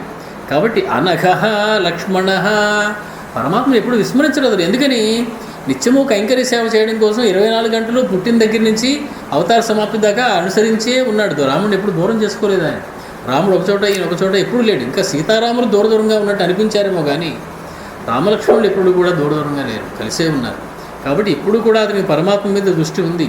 ఈ శరీరమే నేను అనుకోలేదు, అతను పరమాత్మ మీద దృష్టి కలిగి ఉన్నాడు.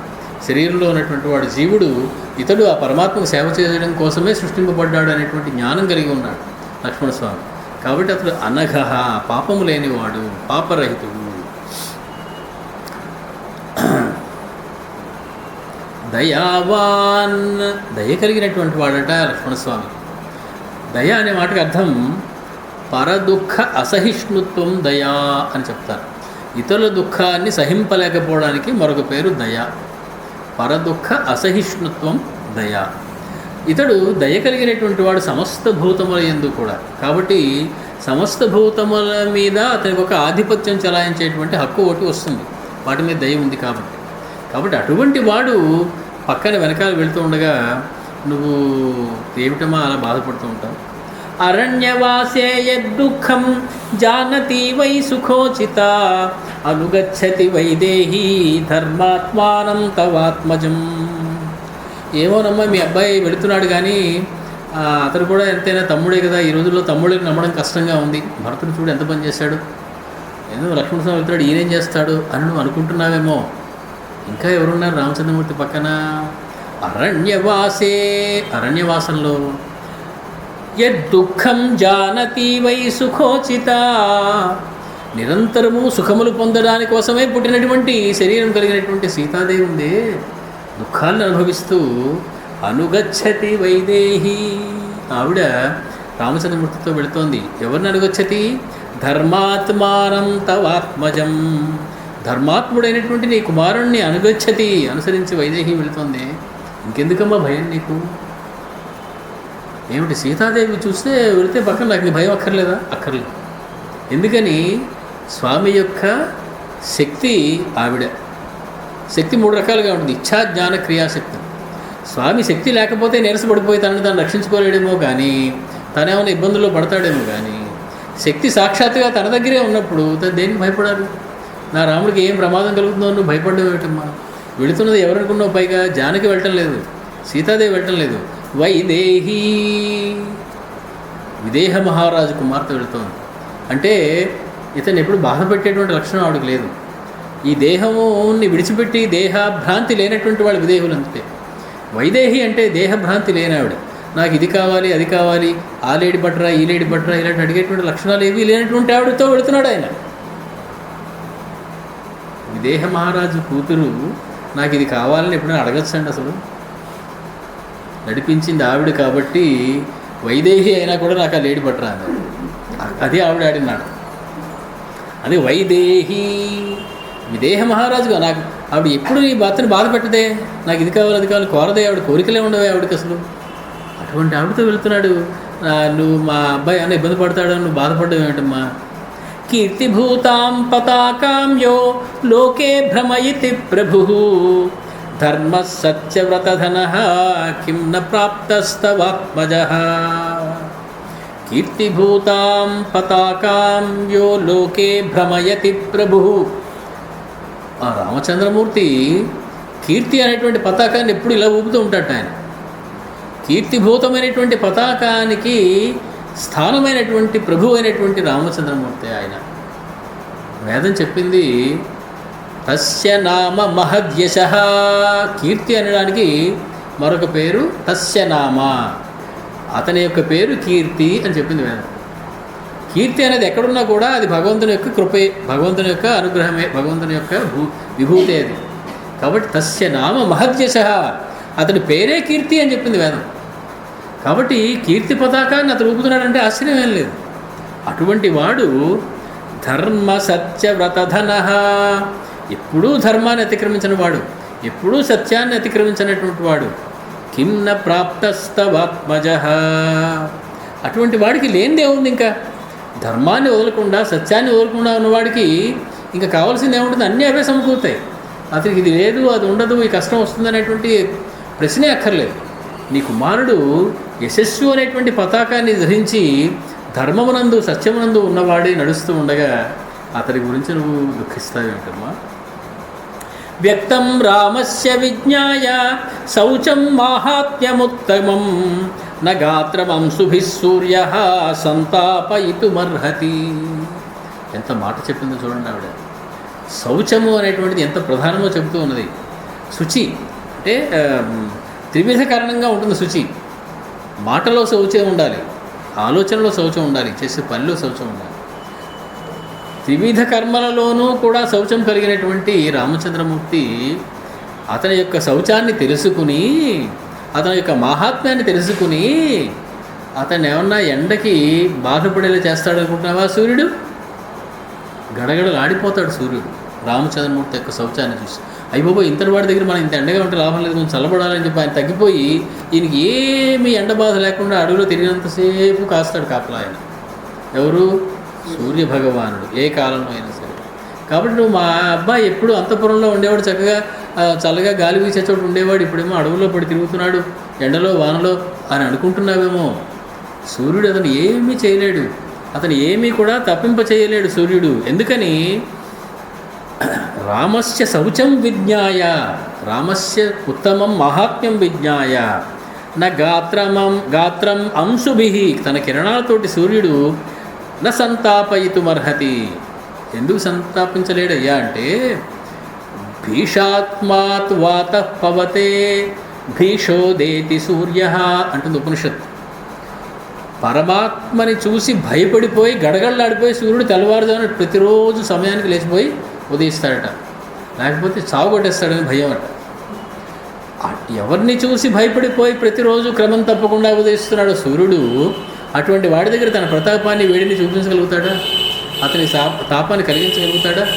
కాబట్టి అమ్మ అతడి శౌచానికి అతని మహాత్మానికి మురిసిపోయి సూర్యభగవానుడు అతను ఏమి చేయడు, అతనికి ఏమి ఎండ కలగకుండా నెమ్మదిగానే ఉంటాడు సూర్యుడు. అతను ఎండలో మావాడికి కందిపోతాడేమో, అసలే మావాడు రంగు చూస్తే నల్లని వాడు. ఇప్పుడు అడవుల్లో తిరిగి ఎండలో తిరిగి వస్తే ఎంత నల్లబడిపోయేవరో అనాలి రేపు మళ్ళీ. అలా నువ్వు అంటాడని అనుకోక తల్లి, మీ వాడి రంగు ఏమీ పాడవద్దు. ఎందుకంటే ఆయన గడగడలాడిపోతాడు మీ సూర్యుడు ఎక్కువగా వేడిని చూపించడానికి. శివ సర్వేషు కాలేషు కాననేభ్యో వినిసృతః రాఘవం యుక్త శీతోష్ణః సేవిష్యతి సుఖః అనిలః. అనిలః అంటే గాలి. గాలికి 3 లక్షణాలు ఉండాలి. ఒకటి మందంగా వీయాలి. ఓకే, పడిపోయి చెట్లన్నీ పడిపోయి కొమ్మలన్నీ కూలిపోయి అలా వీస్తే అది గాలి మనకి నచ్చదు. మందంగా వీయాలి, వీచినట్లుగా వీయాలి. అలానే వీయకుండా ఉంటే ఒక క్షణం గాలి ఆడుతున్నాం. కాబట్టి వీయాలి, కానీ మనని ఎగరగొట్టేసేంత గాలి రాకూడదు. మందంగా వీయాలి, సుగంధ పరిమళంతో వీయాలి.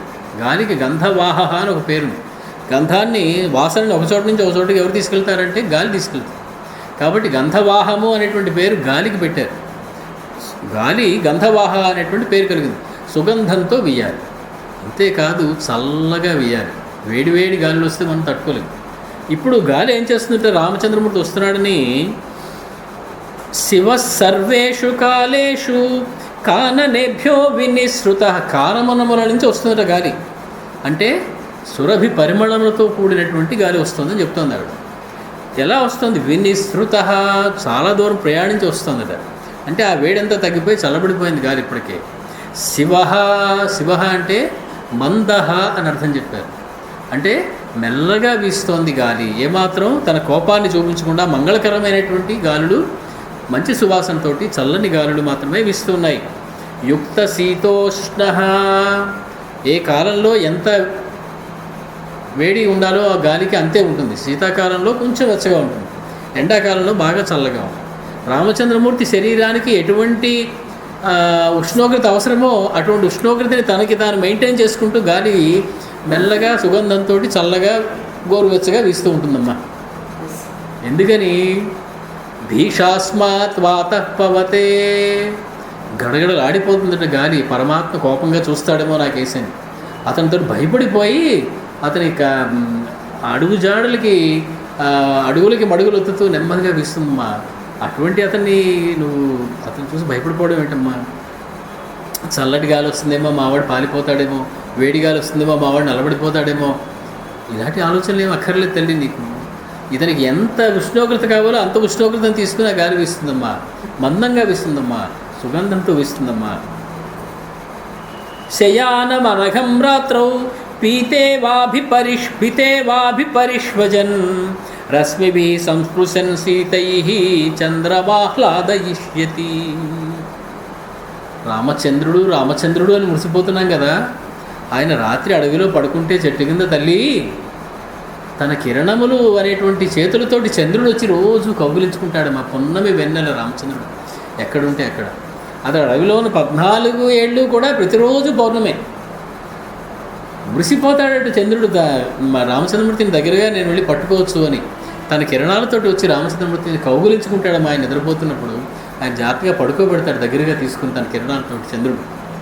శయానం అనఘం రాత్రౌ పితా ఇవ అభిపరిష్వజన్, తండ్రి తన కొడుకుని పొత్తిళ్లలోకి తీసుకుని దగ్గరగా పడుకోబెట్టి వెచ్చగా పడుకోబెట్టినట్టు చంద్రుడు తన కిరణాలతోటి వచ్చి తండ్రిలాగా అతని దగ్గరికి వచ్చి పడుకోబెడతాడు. ఆహ్లాదయిష్యతి. వేదం ఇంకో మాట కూడా చెప్పింది. ఏమని?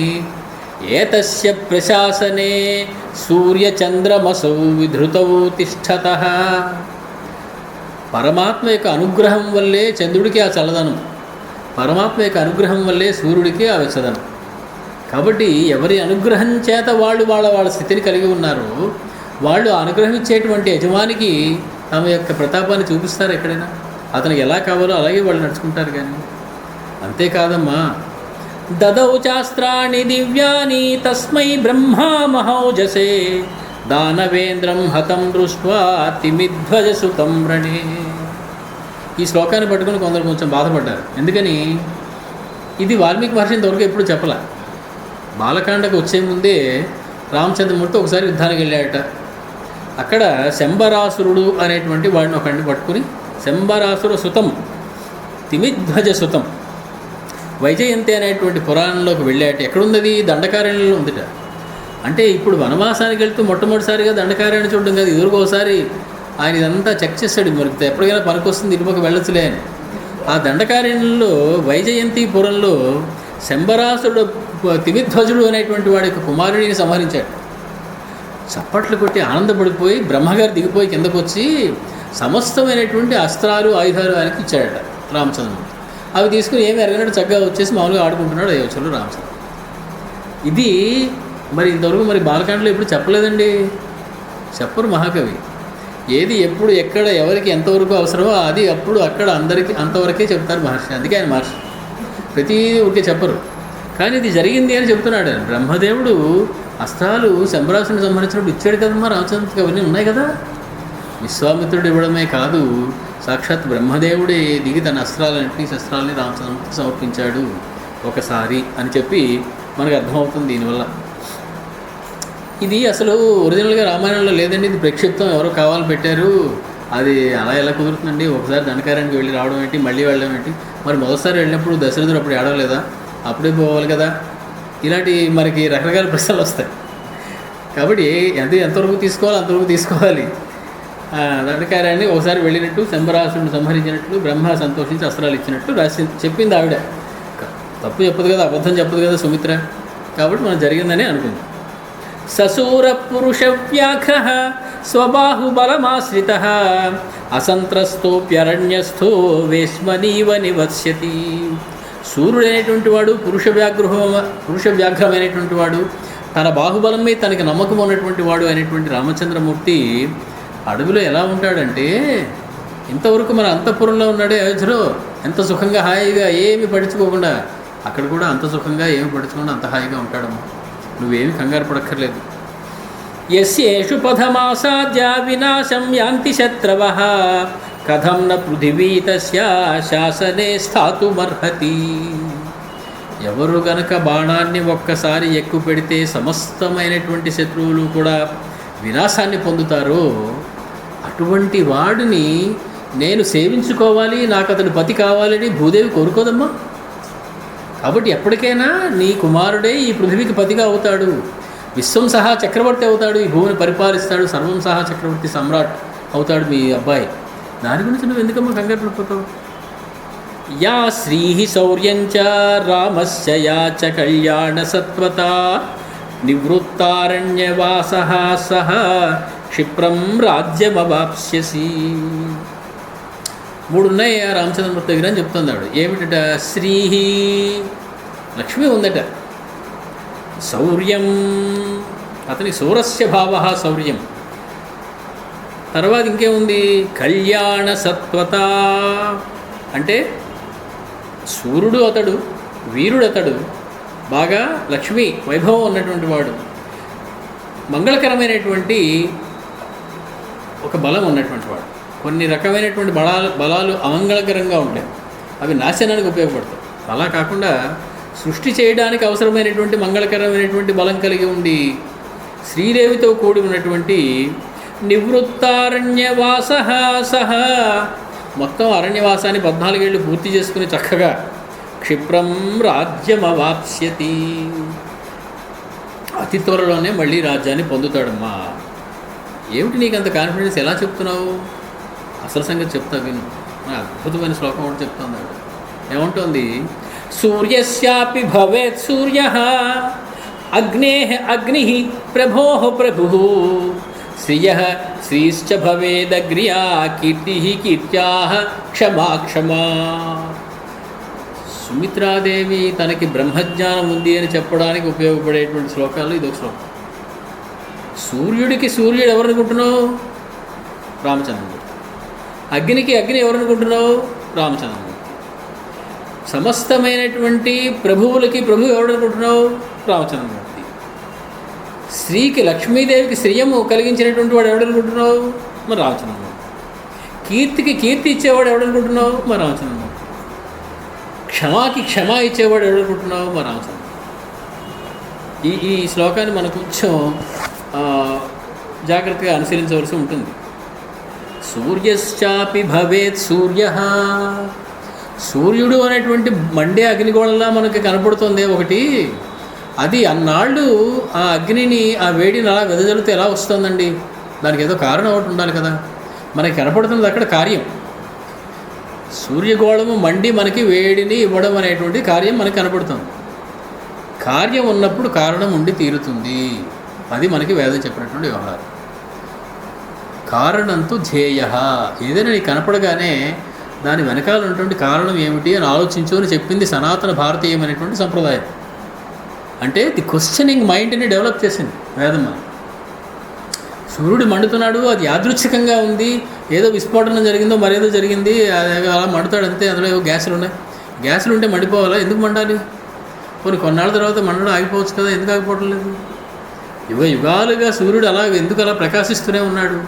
దానికి ఏదో కారణం ఉంది అని చెప్పి వేదం ఏం చెప్పింది? సూర్యమండలాంతర్గత వ్యక్తి అయినటువంటి వ్యక్తి ఒకడు ఉన్నాడయ్యా, దానివల్ల అతను అలా ప్రకాశిస్తున్నాడు. అంటే సూర్యుడు ఇప్పుడు మనకి ఇచ్చేటువంటి ప్రకాశం సూర్యుడిది కాదు, అతనికి ఆ ప్రకాశాన్ని ఇచ్చేటువంటి వాడు ఇంకొకడు ఉన్నాడు, వాడి వల్ల ఆ ప్రకాశం వస్తుంది. సూర్యస్యాపి భవేత్ సూర్య, సూర్యుడికి కూడా ప్రకాశాన్ని కాంతిని ఇచ్చేటువంటి వాడు మా రామచంద్రమూర్తి. అగ్నికి ఒక లక్షణం ఉంది, దాహక శక్తి అంటారు దాన్ని, దహించి వేసేటువంటి లక్షణం. అగ్నికి దహించేటువంటి లక్షణం ఎక్కడి నుంచి వచ్చింది, ఎలా వచ్చింది, దానికి కారణం ఏమిటి అంటే దానికి ఒక కారణం ఉందయ్యా. అగ్నికి దాహక శక్తినిచ్చే అగ్ని ఇంకొకడు ఉన్నాడు, అతడే పరమాత్మ, అతడే రామచంద్రమూర్తి. ఇప్పుడు రామచంద్రమూర్తి యొక్క పరమాత్మ లక్షణాలు చెప్తోంది, రామచంద్రమూర్తి యొక్క పరబ్రహ్మ తత్వాన్ని గురించి చెప్తోంది. రామచంద్రమూర్తి మనుషుడు, కౌశల్యాదేవి కుమారుడు, దశరథ మహారాజు పెద్ద కొడుకు, ఇవన్నీ చెప్పడం లేదు. ఇక్కడ సూర్యస్యాపి భవేత్ సూర్యో అగ్నేశ్చగ్ని, అగ్నికే అగ్ని అనేటువంటి వాడు. అంతేకాకుండా ఇంకేమిటంటే అతడు ప్రభువులు ముగ్గురు ఉంటారు మనకి. సృష్టి చేసేటువంటి వాడు, సృష్టి నియమించేటువంటి వాడు, సృష్టిని అంతం చేసేటువంటి వాడు. బ్రహ్మ విష్ణు శివులు అయినటువంటి ముగ్గురు ప్రభువులకి కూడా ప్రభు అయినటువంటి వాడు ఇంకోడు ఉన్నాడు, వాళ్ళ ముగ్గురిని నడిపిస్తున్నటువంటి పరబ్రహ్మ. అతడికి ఇతర వేళల్లో ఉన్నటువంటి రూపము లేనటువంటి వాడు. అంటే రామచంద్రమూర్తి సాక్షాత్తు బ్రహ్మ విష్ణు శివుల కన్నా పైన ఉండేటువంటి పరమాత్మ పరబ్రహ్మ స్వరూపం అనేటువంటి ప్రతిపాదన చేస్తూ ఉన్నది. ప్రభువు, అతనికన్నా ప్రభు అయినటువంటి వాడు ఇంకెవడు లేడు. సమస్తంగా మనం ప్రభువులని కొలిచేటువంటి త్రిమూర్తులకి కూడా ప్రభు అయినటువంటి వాడు రామచంద్రమూర్తి. అలాగే శ్రీశ్చ, లక్ష్మీదేవికి సర్వసంపదలకి స్థానమైనటువంటి ఆశ్రయం. సర్వసంపదలు ఎవరిని ఆశ్రయించి ఉంటాయి? లక్ష్మీదేవిని ఆశ్రయించండి. అటువంటి లక్ష్మీదేవి ఎవరిని ఆశ్రయించి ఉంటుంది? సాక్షాత్ విష్ణువుని ఆశ్రయించి ఉంటుంది. కాబట్టి ఆశ్రయించడానికి తగినటువంటి స్థానం లక్ష్మీదేవికే, అంతకన్నా ఇంకా గొప్పదనం ఇంకెక్కడుంది? సమస్త జనులు లక్ష్మీదేవిని ఆశ్రయిస్తే ఆవిడ విష్ణుమూర్తిని ఆశ్రయిస్తుంది. కాబట్టి శ్రీకి కూడా లక్ష్మీదేవి కూడా ఆశ్రయస్థానమైనటువంటి పరమాత్మ అమ్మ. క్షమకి క్షమట, ఓర్పుకి ఓర్పు. క్షమ అంటే అర్థం భూమి అని అర్థం. భూమికి మరొక పేరు క్షమ. సర్వం సహా అని దానికి ఒక పేరుంది. మీరు ఏం చేయండి అన్నీ సహిస్తుంది. తవ్వేయండి, కొట్టేయండి, కన్నాలు పెట్టేయండి, దానిలో నీళ్లు తాగేయండి, ఆయిల్ తాగేయండి, మీ ఇష్టం ఏదైనా చేసేయండి. మాట్లాడదు, కదలదు, మెదలదు, సహిస్తూ ఉంటుంది మనం చేసేవన్నీ కూడా. అందుకని ఓర్పుకి పృథివీ సమ అని చెప్తారు. ఓర్పుకి మరొక పేరు పృథివీ. అందుకే పృథివీకి ఇచ్చినటువంటి అనేక మాటల్లో క్షమ అని పేరు. ఆ స్థిరత్వం దానికి ఎలా వచ్చింది? ఇటువంటి కదిలిపోకుండా దాని కక్షలో ఎలా తిరుగుతుంది అది అంటే దాన్ని ఓర్పుగా జాగ్రత్తగా తిప్పేటువంటి ఫోర్స్ ఏదో ఇంకొకటి ఉంది. దాని పేరే పరమాత్మ, పరబ్రహ్మ. ఇప్పుడు రామచంద్రుడే ఆ పరబ్రహ్మ. క్షమకి క్షమ ఇచ్చేటువంటిది అతడు. అంతేకాదట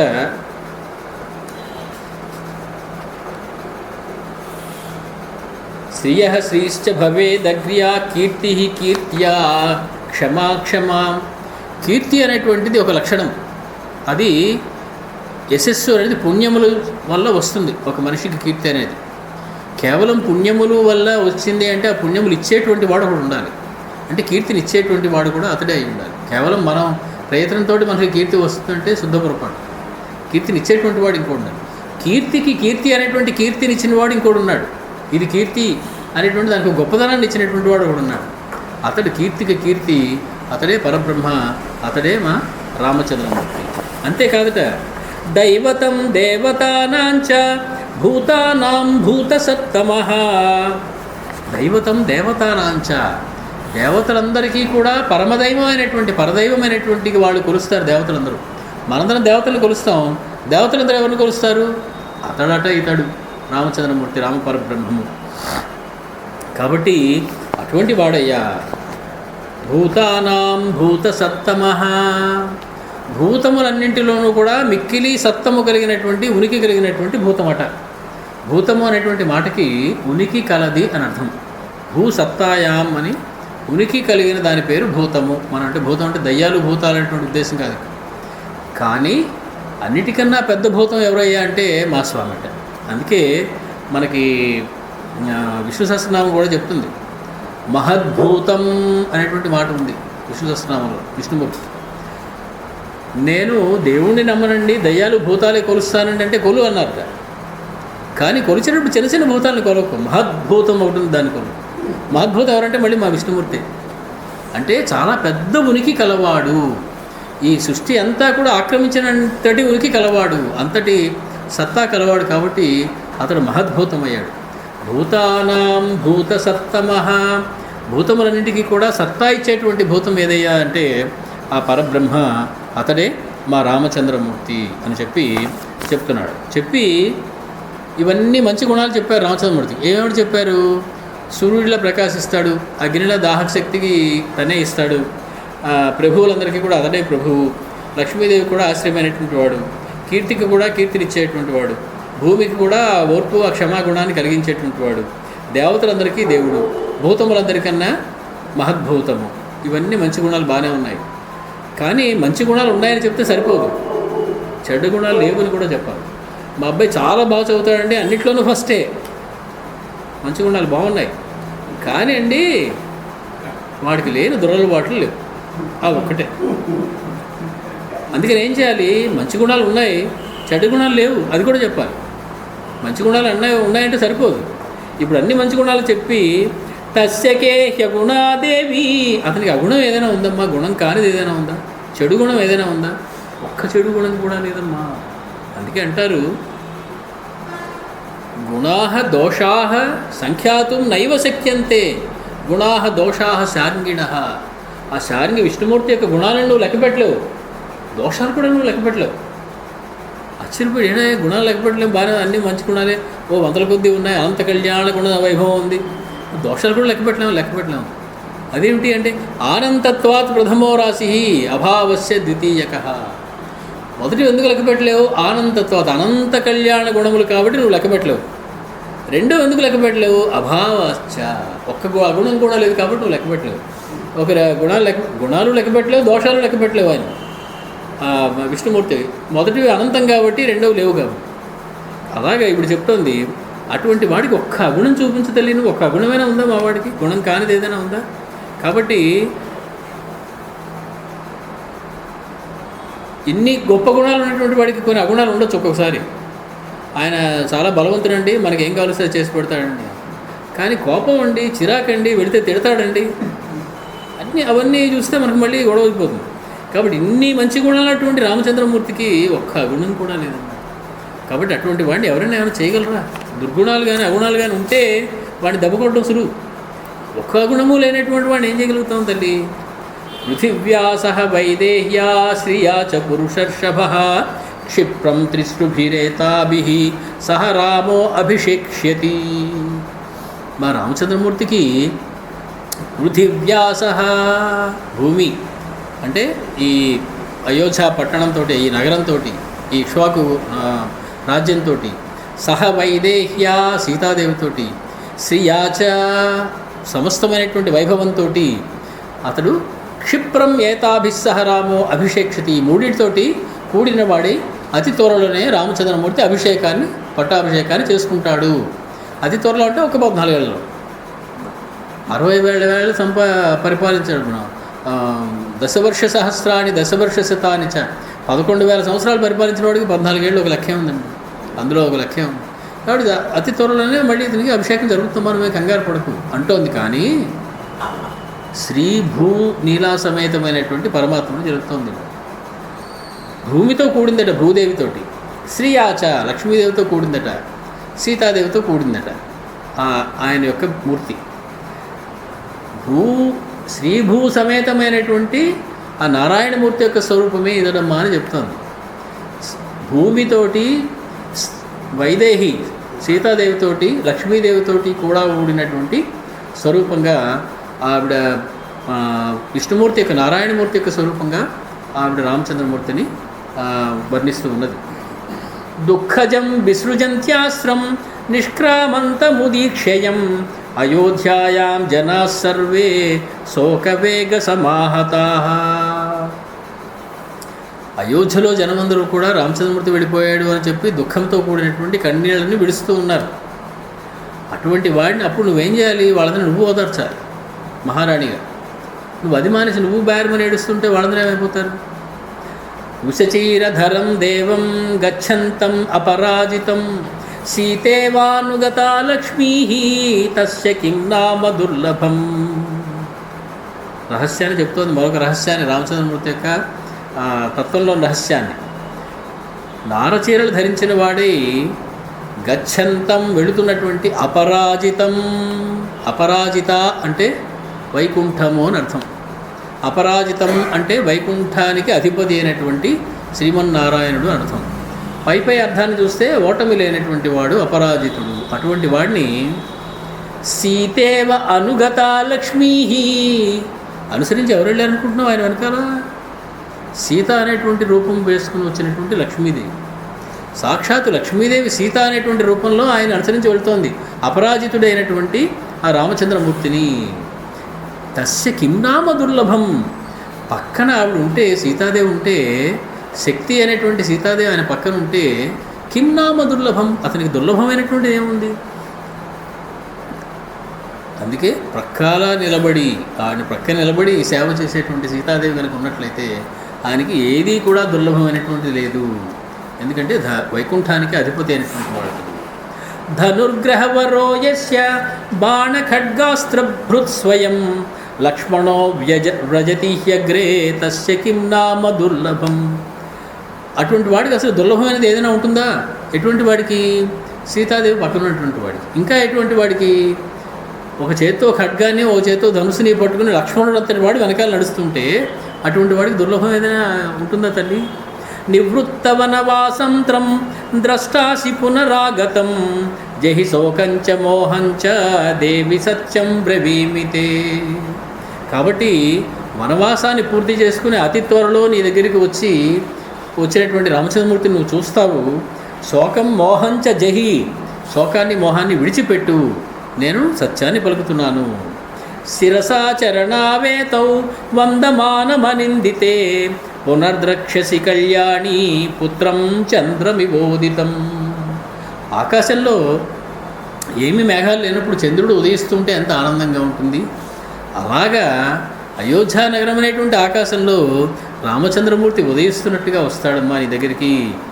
అది కాళ్ళతోటి ఆ శిరస్సులని వంచి సమస్తమైనటువంటి జనులు ఆయన పాదాలకి నమస్కారం చేస్తూ ఉంటే చంద్రుడు ఉదయించినట్లు ఈ జనసమూహం మధ్యలోంచి రామచంద్రమూర్తి చంద్రుడిలో వస్తుండడం నువ్వు త్వరలోనే చూస్తావు.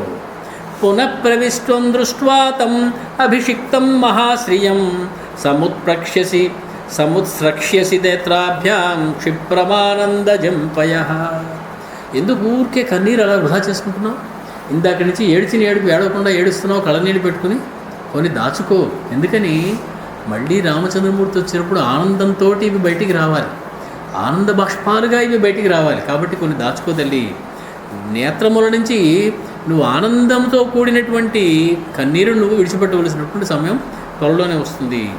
మా శోకో దేవి దుఃఖం వా నమే రామే దృశ్యతే శివం. నా మటుకు నాకు రామచంద్రమూర్తికి ఎటువంటి అమంగళకరమైనటువంటి కార్యక్రమం జరుగుతుంది అని అనిపించడం లేదు. కాబట్టి నువ్వేమీ శోకాన్ని పొందవద్దు. క్షిప్రం ద్రక్ష్యసి పుత్రం త్వం ససీతం సహ లక్ష్మణం. సీతతో లక్ష్మణుడితో కూడినటువంటి రామచంద్రమూర్తిని దిగ్విజయంగా మళ్ళీ నగరంలోకి రావడం నువ్వు చూస్తావు. త్వయా శేషో జనశ్చైవ సమాశ్వాస్యో యదా నఘే కిమిదానీమిదం దేవి కరోషి హృది విక్లబం. అశేషమైనటువంటి జనసమూహం నీ వల్ల సమాశ్వసించబడాలి, ఓదార్పు పొందబడాలి. రామచంద్రమూర్తి వెళితే వెళ్ళాడే, ఎంతో కాలం కాదు కదా, వచ్చేస్తాడులే అని నువ్వు వాళ్ళందరికీ నీ ఓదార్చవలసినటువంటి దానివి. అటువంటి నువ్వు నీ హృదయంలో ఏమిటి విక్లబం, ఈ వైక్లభ్యం ఏమిటి? నార్హాత్వం శోచితుం దేవి యస్యాస్తే రాఘవస్సుతః నహి రామాత్పరో లోకే విద్యతే సత్పథే స్థితః. ఏమిటి నీ ధైర్యం? రామచంద్రమూర్తికి ఏమి అవుదని అన్నిసార్లు చెప్తున్నావు. ఏమిటి నీ ధైర్యం అంటే, రామచంద్రమూర్తి కన్నా సత్పథంలో నడిచేటువంటి వాడి సృష్టిలో ఎవరన్నా ఉన్నారమ్మా? సత్పథంలో నడిచేవాడిని ఎవరూ ఏమీ చేయలేరు, వాడికి ఎటువంటి ఆపద రాదు. అది ఆవిడ నమ్మకం. కాబట్టి ఆవిడ అంటోంది, నువ్వు రాఘవుడి కోసం, కుమారుడైనటువంటి రాఘవుడి కోసం ఏమీ దుఃఖించడానికి వీల్లేదు. నహి రామాత్ పరో లోకే విద్యతే సత్పథే స్థిత. సత్పథంలో ఉన్నవాడికి బాధలు ఎందుకు వస్తాయమ్మా? అభివాదయమానం తం దృష్ట్వా ససుహృదం సుతం ముదాశ్రు మోక్షసే క్షిప్రం మేఘలేఖేవ వార్షికీ. వర్షాకాలంలో ఉన్నటువంటి మేఘమండలంలోంచి పడుతున్నటువంటి ఆ వర్షపు జల్లులాగా నీ కళ్ళలోంచి ఆనంద బాష్పాలు వస్తాయి. మా త్వరలో రామచంద్రమూర్తి మళ్ళీ వస్తాడు, నీ కళ్ళతో నువ్వు ఆయన్ని స్నేహితులతోటి, నా కుమారుడైనటువంటి లక్ష్మణస్వామితోటి, సీతాదేవితోటి కలిసి వచ్చినటువంటి రామచంద్రమూర్తిని నువ్వు త్వరలోనే చూస్తావు.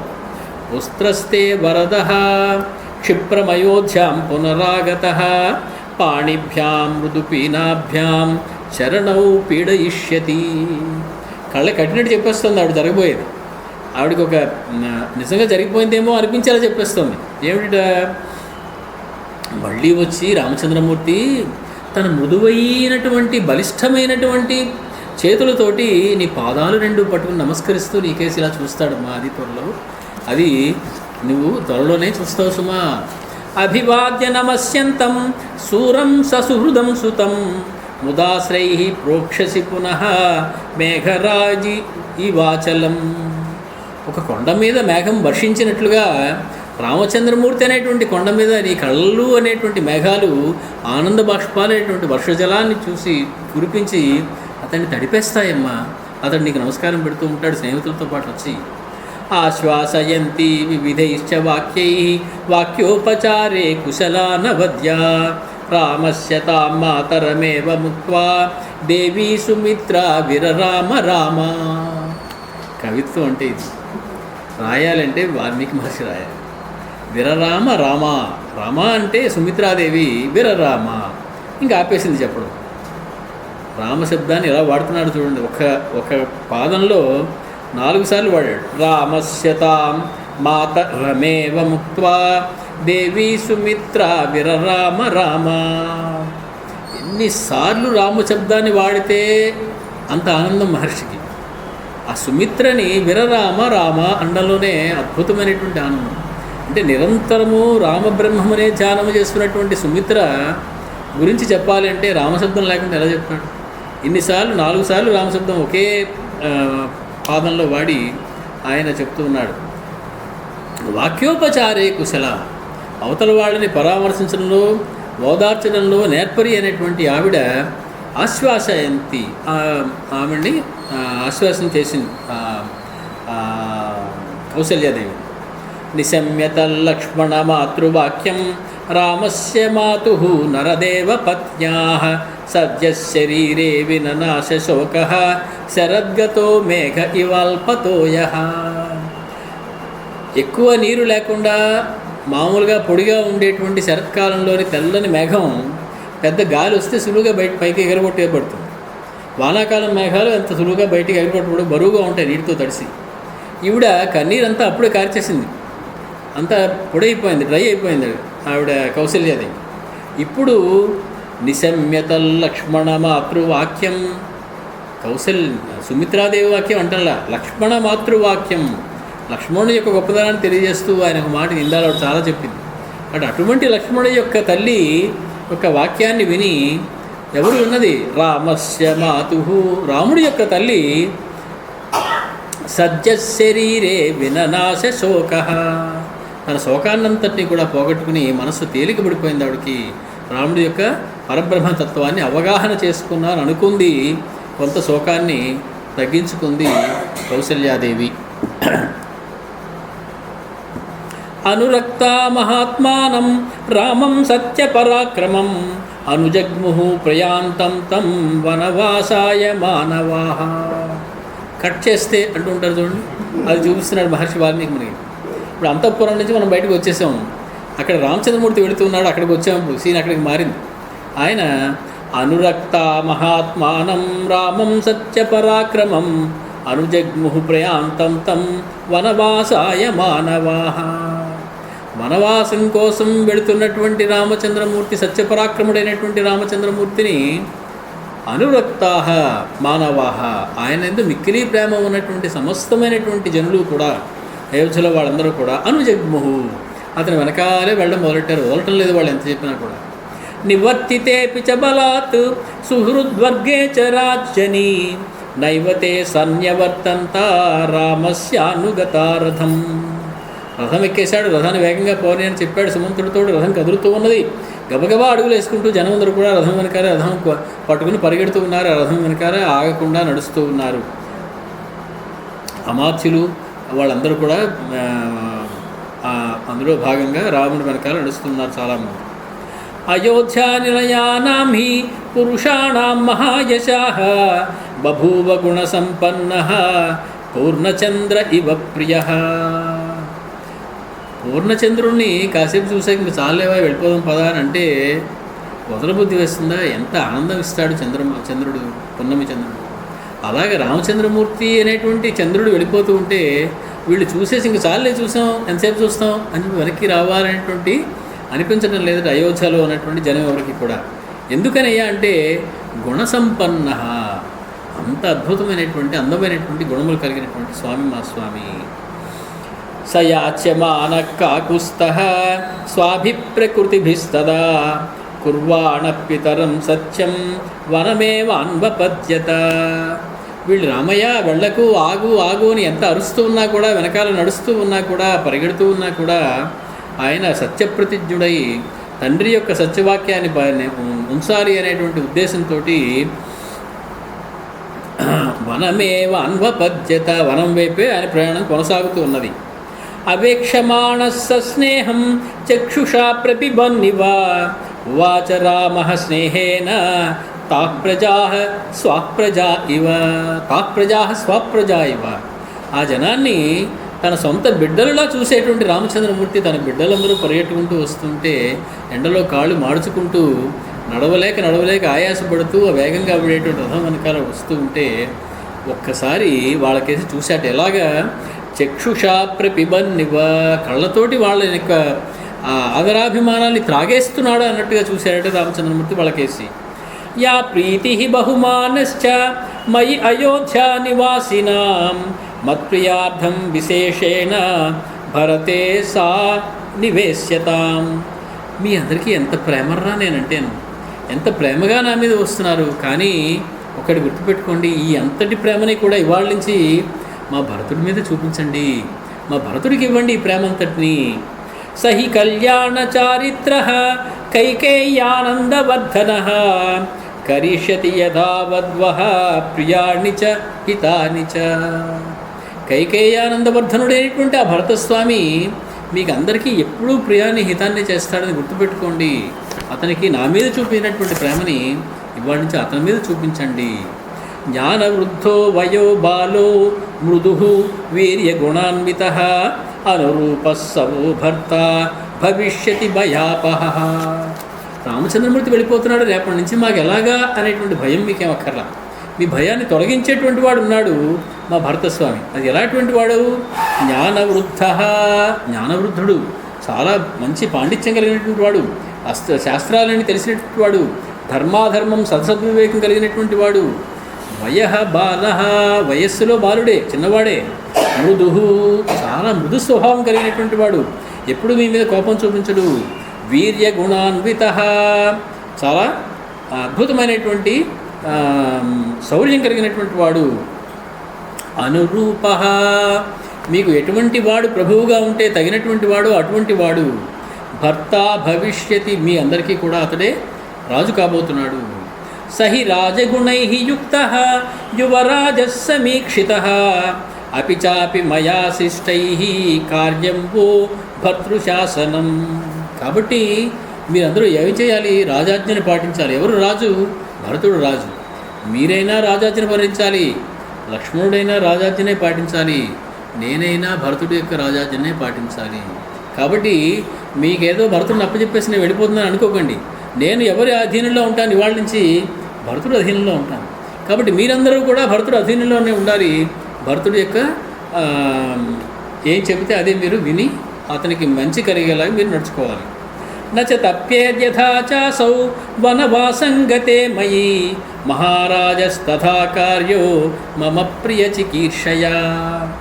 నా మీద ప్రేమతోటి నాకేదో అభిమానం చూపించాలనేటువంటి కోరికతోటి మీరు ఆయన వెళ్ళిపోయాక కూడా ఎంతసేపు రాముడు రాముడు రాముడు అనుకుంటే ఆయన బాధపడవచ్చు, దశరథుడు బాధపడవచ్చు. ఏంటి ఎంతసేపు వెళ్ళిపోయిన వాడి గురించి అయినా ఉన్నాను, నేను 60,000 సంవత్సరాలు పరిపాలించి నా గురించి ఏం లేదా వీళ్ళకి అనుకోవచ్చు. కాబట్టి భరతస్వామి కూడా చిన్నబుచ్చుకోకూడదు, దశరథుడు చిన్నబుచ్చుకోకూడదు. మీకు నా మీద ఉన్న ప్రేమని వాళ్ళ మీదకి మరల్చండి. యథా యథా దాశరథి ధర్మ ఏవాస్థితో భవత్ తథా తథా ప్రకృతయో రామం పతిమకామయన్. ఈయన ఎంత ఎక్కువగా భరతుడి దగ్గరికి వెళ్ళమని చెబుతున్నాడో అంత ఎక్కువగా వాళ్ళు నాకు స్వామి మాకేం వద్దు, నువ్వే మాకు ప్రభువి అని వాళ్ళు అంత ఎక్కువగా వాళ్ళకి రాముడి మీద ప్రేమ పెరిగిపోతుంది. ఎంత సద్గుణం అండి రామచంద్రమూర్తికి. తను వెళ్ళిపోతూ తనకి హాని చేసినటువంటి తన సోదరుడి మీద ప్రేమ చూపించమని చెప్తున్నాడు. ఆహాహా, ఇటువంటి వాడు ఉంటాడా? కాబట్టి రామచంద్ర మాకు వాడొద్దు, నువ్వే కావాలి. ఇంతటి మంచి గుణాలు మేము ఎక్కడా చూడలేదు అని చెప్పి అతని గుణాలతోటి రామం పతిమక ఇతను ఎంత ఎక్కువగా వాళ్ళ గురించి చెప్పి వెళ్ళిపోమంటున్నాడో వాళ్ళు అంత ఎక్కువగా ఇతని మీద ఇష్టాన్ని పెరిగిపోతూ ఉన్నదట వీళ్ళకి. రామం పతి మకామయన్. ఎంత అదృష్టవంతులుండే అయోధ్య జనం, రాముణ్ణి పతిగా కోరుతూ ఉన్నారట. మనం చేయవలసిన పని అదే, రాముడే మాకు పతి కావాలి అనేటువంటి కోరిక కోరడమే మనం చేయాలి. అయోధ్యావాసులు మనకి చూపిస్తున్నారు జీవితంలో ఏం చేయాలో. బాష్పేణ పిహితం దీనం రామ సౌమిత్రిణా సహ చకర్షేవ గుణై బద్ధ్వా జనం పుర నివాసినం. గుర్రం ముందుకు వెళ్ళిపోతూ ఉందట. గుర్రానికి తాళ్ళు కట్టారు, తాళ్ళు సుమంత్రుడి చేతిలో ఉన్నాయి. వెనకాల చాలామంది తాళ్లతో కట్టుబడి వాళ్ళు లాగబడుతున్నారు. ఏమిటా తాళ్ళు? రామ గుణములు అనేటువంటి తాళ్ళట. గుణము అనేటువంటి మాటకి తాడు అని అర్థం కూడా ఉంది. రామ గుణములతో కట్టబడి వీళ్ళందరూ లాక్కుని వెళ్ళిపోబడుతున్నారు ఆ రథం వెనకాల. వీళ్ళు కూడా తాళ్లతో బంధించబడ్డారా అన్నట్టుగా రామ గుణములతో బంధించబడి లాక్కుంటూ వెళ్ళిపోతుంది రథం వీళ్ళని కూడా. అంటే అంత వెనకాల వాళ్ళు కూడా అంత అదే వేగంతో వాళ్ళు పరిగెడుతున్నట్ట. తే ద్విజాహ త్రివిధం వృద్ధాః జ్ఞానేన వయసౌజసా వయ ప్రకంప శిరసో దూరాదూచురిదం వచః. అందులో కొంతమంది చాలా పెద్దవాళ్ళు ఉన్నారట, ఆయాసపడుతూ పరిగెడుతున్నట్టు వాళ్ళు. త్రివిధం వృద్ధ, 3 రకాల వృద్ధులంటే వాళ్ళు. ఏం రకాలంటే వయోవృద్ధులు, జ్ఞానవృద్ధులు, తపోవృద్ధులు ఉన్న వాళ్ళు, మామూలు వృద్ధులు కాదు. 3 రకాలుగా వృద్ధత్వం కలిగినటువంటి వాళ్ళు. వయ ప్రకంప శిరస, వయస్సు చేత ఒక వయసు వచ్చా కదా తల ఇలా ఆడుతూ ఉంటుంది ఎప్పుడు, అలా తల ఆడుతూ ఉంటుందండి వాళ్ళకి ఎప్పుడు. అంత ఆయన యొక్క ఆ వర్ణన చూడండి, వాల్మీకి మహర్షి యొక్క. వయ ప్రకంప శిరస, వయస్సు చేత శిరస్సును ఇలా కదుపుతూ ఉన్నారట. వయస్సు చేత కాదట. రామచంద్రమూర్తి నేను వెళ్ళిపోతాను, మీరు భరతుడి మీద ప్రేమ చూపించానంటే ఇలా ఇలా అంటున్నారు. మేము చూపించము అని చెప్తున్నట్లుగా ఊగుతున్నారట వాళ్ళ తల.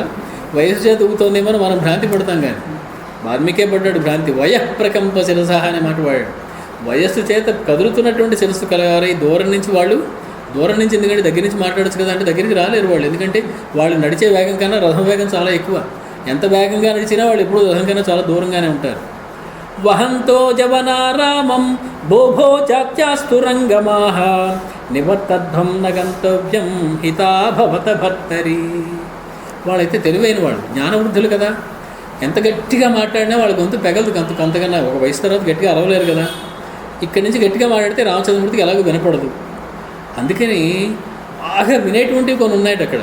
వినికిడి శక్తి చాలా ఉన్నవి. గుర్రములకి వినికిడి శక్తి చాలా ఎక్కువ అని ఒక శాస్త్ర విషయం. కాబట్టి నెమ్మదిగా చిన్న చీమ చెట్టుకుమన్నా కూడా గ్రహించేస్తాయి గుర్రములు. అందుకని వాళ్ళ గొంతు పెగలక రామచంద్రమూర్తి దాకా మన మాట ఎలాగో వెళుతుందో వెళ్ళదు అని గుర్రాలైనా వింటాయి మన మాటని అని చెప్పి తురంగ భో జాత్యా తురంగ, ఓ గుర్రములారా మా మాట వినండి, ఓ గుర్రములారా తొందరగా వెళ్ళకండి అని చెప్పి వాళ్ళు గుర్రములతో మాట్లాడుతూ ఉన్నారట. నివర్తధ్వం, వెనక్కి తిరిగిపోండమ్మా. కర్ణవంతి భూతాని విశేషేణ తురంగమాః. కర్ణవంతి అంటే అద్భుతమైనటువంటి శబ్దగ్రాహక శక్తి కలిగినటువంటి గుర్రములు. కాబట్టి యూయం తస్మా నివర్తధ్వం యాచనాం ప్రతివేదిత. మేము యాచిస్తున్నాం తల్లి, మిమ్మల్ని బతిమాలుతున్నాం తల్లి, మీరు వెనక్కి తిరిగిపోండమ్మా. రాముడు చెప్పినట్టు వెళ్ళకండమ్మా, సుమంత్రుడు నడిపినట్టు నడవకండమ్మా, మీరు వెనక్కి తిరిగిపోండి, మా మాట వినండి, మీరైనా వినిపించుకోండి. మేము ఎంత గట్టిగా మాట్లాడినా రాముడికి వినపడటం లేదు. ఈ గొడవ ఎక్కడ చూసినా జనం వాళ్ళ ఏడుపులు, ఈ హడావుల్లో మా మాట వినపడటం లేదు రామచంద్రమూర్తికి. ధర్మతస్స విశుద్ధాత్మ వీర శుభదృఢవ్రత ఉపవాహ్యస్తు ఓ భర్త నాపవాహ్య పురాధ్వనం. ఎంత సకల కళ్యాణ గుణాభిరాముడైనటువంటి రామచంద్రమూర్తిని మీరు చక్కగా ఎక్కించుకొని అయోధ్య నగరానికి తీసుకురావాలి, కానీ ఇక్కడి నుంచి వనం వైపు తీసుకెళ్తారమ్మా ఎక్కడైనా? అది మీకు తగిన పనేనమ్మా.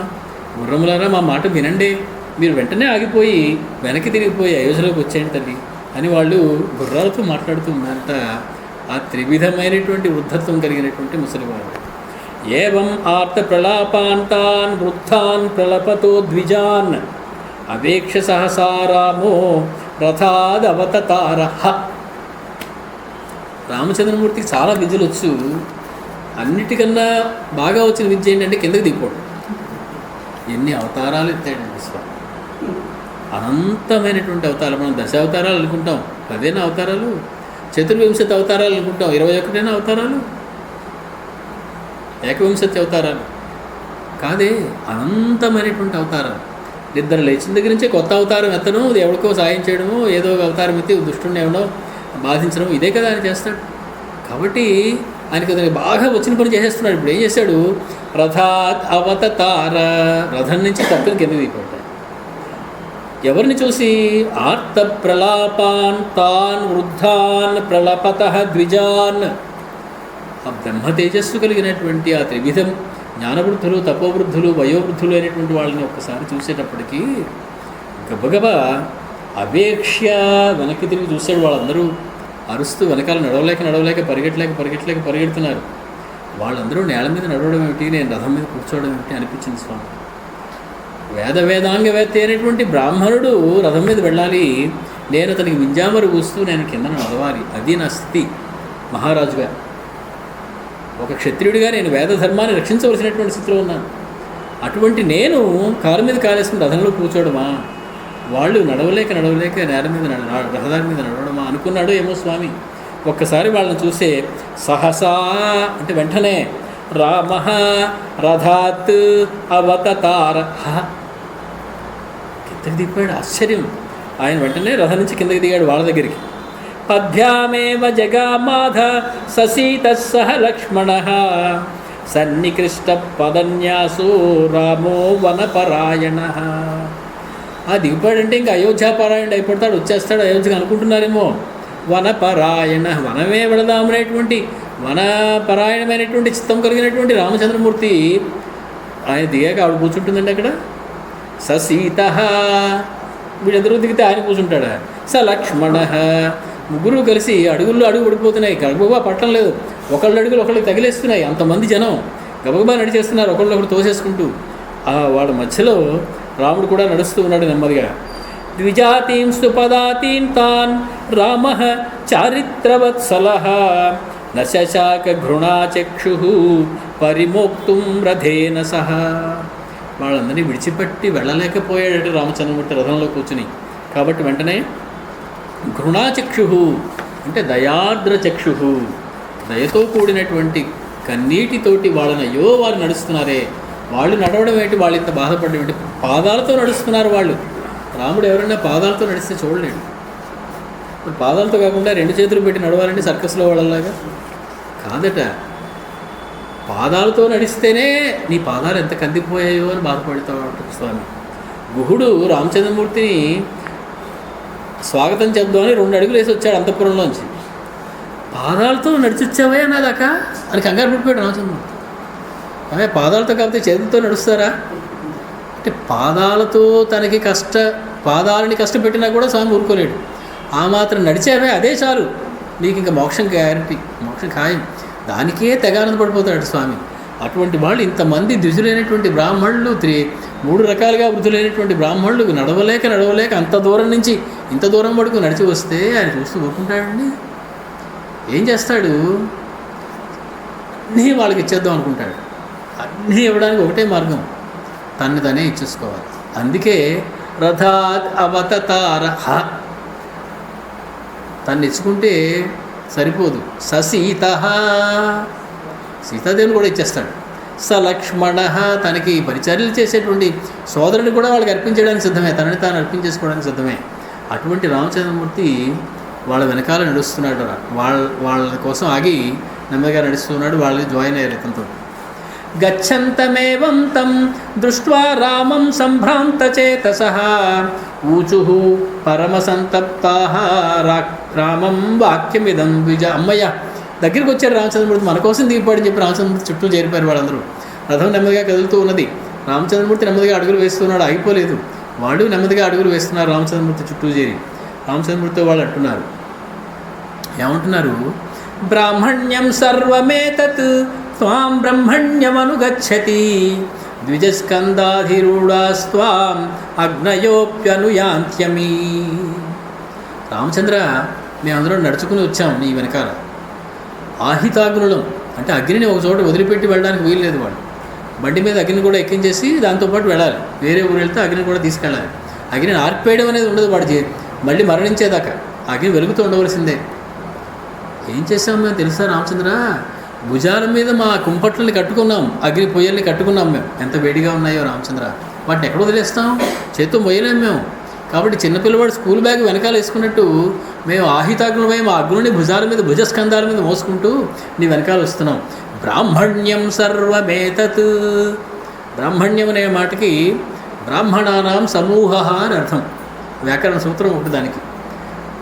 బడబ అనేటువంటి దానికి, బ్రాహ్మణ అనేటువంటి దానికి, అలాగే మానవ అనేటువంటి దానికి, ఈ మూడు పదాలకి కూడా సమూహము అనేటువంటి అర్థంలో నన్ అనేటువంటి ప్రత్యయం వస్తున్నారు.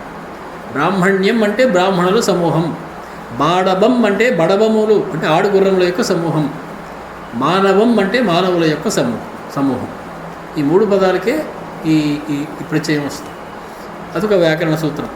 ఈ బ్రాహ్మణ్యం అంతా కూడా త్వాం బ్రహ్మణ్యం అనుగచ్చతి, బ్రహ్మణ్యుడమైన నిన్ను అనుసరించి వస్తోందయ్యా. ఈ బ్రాహ్మణ్యం అంతా కూడా బ్రహ్మణ్యుడమైనటువంటి నీ దగ్గరికి వస్తుంది. బ్రహ్మణ్యుడు అంటే బ్రాహ్మణేషు సాధు బ్రహ్మణ్య, బ్రాహ్మణుల యందు దయ కలిగిన వాడు, బ్రహ్మ జ్ఞానం ఉన్నటువంటి పండితుల యందు, పెద్దల యందు అపారమైనటువంటి కరుణ చూపించేటువంటి వాడు బ్రహ్మణ్యుడు అనేటువంటి పరమాత్మ. ఈ బ్రాహ్మణ్యమంతా బ్రహ్మణ్యుడమైనటువంటి నీ వెనకాల ఈ అగ్నులన్నీ మోసుకుని వస్తోంది రామచంద్ర. ఒకసారి చూసావా నువ్వు?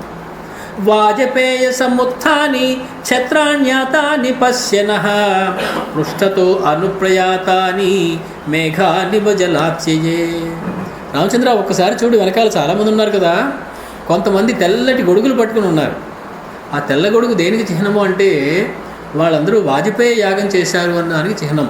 వాజపేయ యాగం చేసిన వాడికి యాగం పూర్తయిన తర్వాత శ్వేత ఛత్రం వస్తారు వాడికి. అది పట్టుకు తిరుగుతూ ఉన్నారు వాడు మర్నాడు నుంచి. నేను వాజపేయ యాగం చేశానని ప్రజలందరికీ తెలియాలి. శ్వేత ఛత్రాలు కనపడుతూ ఉన్నాయి, చూసావు రామచంద్ర. అవన్నీ పట్టుకుని వాజపేయలో లభించినటువంటి చేత పట్టుకుని ఎలా ఉన్నాయి అవి? శరత్కాల మేఘాల్లో వెలుగుతున్నాయి. శ్వేత ఛత్రాలన్నీ వెనకాల వస్తున్నాయి. చంద్రుడి వెనకాల మేఘాలు వచ్చినట్టు రామచంద్రుడి వెనకాల శ్వేత ఛత్రాలు పట్టుకుని ఆ బ్రహ్మణ్యం అంతా కూడా కదిలి వస్తూ ఉన్నది. అనవాత్తాతపత్రస్య రశ్మి సంతాపితస్య తే ఏభిశ్చాయాం కరిష్యామః స్వైః ఛత్రైః వాజపేయికైః. ఈ ఛత్రములు నీకు అసలు ఒక శ్వేత ఛత్రం కావాలి. ఎప్పుడు వచ్చేది నీకు? నిజంగా పట్టాభిషేకం అనుకున్నట్టు జరిగితే నీకు కూడా శ్వేత ఛత్రం ఇచ్చేవారు. అది వచ్చిందా? రాలే. నువ్వేమో ఇప్పుడు అడవిలోకి వెళ్తున్నావు, ఎండ కాయచ్చు, వాన కాయచ్చు. కాబట్టి నీకు శ్వేతఛత్రం కూడా అవసరం ఉందా లేదా? ఉంది. కాబట్టి మేము అందరూ శ్వేతఛత్రాలు పట్టుకుని నీ వెనకాల వచ్చేస్తాం. నీ వెనకాల నీతో పాటే నీకు శ్వేతఛత్రం అక్కడ లేదు కాబట్టి, నీకు మహారాజు ఇవ్వలేదు కాబట్టి, పట్టాభిషేకం చేసిన యువరాజుగా నీకు రావాల్సిన శ్వేతఛత్రం రాలేదు కాబట్టి, ఇంతమంది శ్వేతఛత్రాలు పట్టుకుని నీకు ఎండ నుంచి, సూర్యుడి నుంచి బాధ కలగకుండా ఉండడం కోసం, వర్షాతపు బాధలు లేకుండా ఉండడం కోసం శ్వేతఛత్రాలు పట్టుకుని వస్తున్నామయ్యా మేము. ఇవన్నీ వాజపేయికములు. వాజపేయి యాగం చేసిన తర్వాత మాకు వచ్చాయి ఇవన్నీ. యాహిన సతతం బుద్ధి వేదమంత్రానుసారిణి తత్కృతే సాకృత వత్స వనవాసానుచారిణి.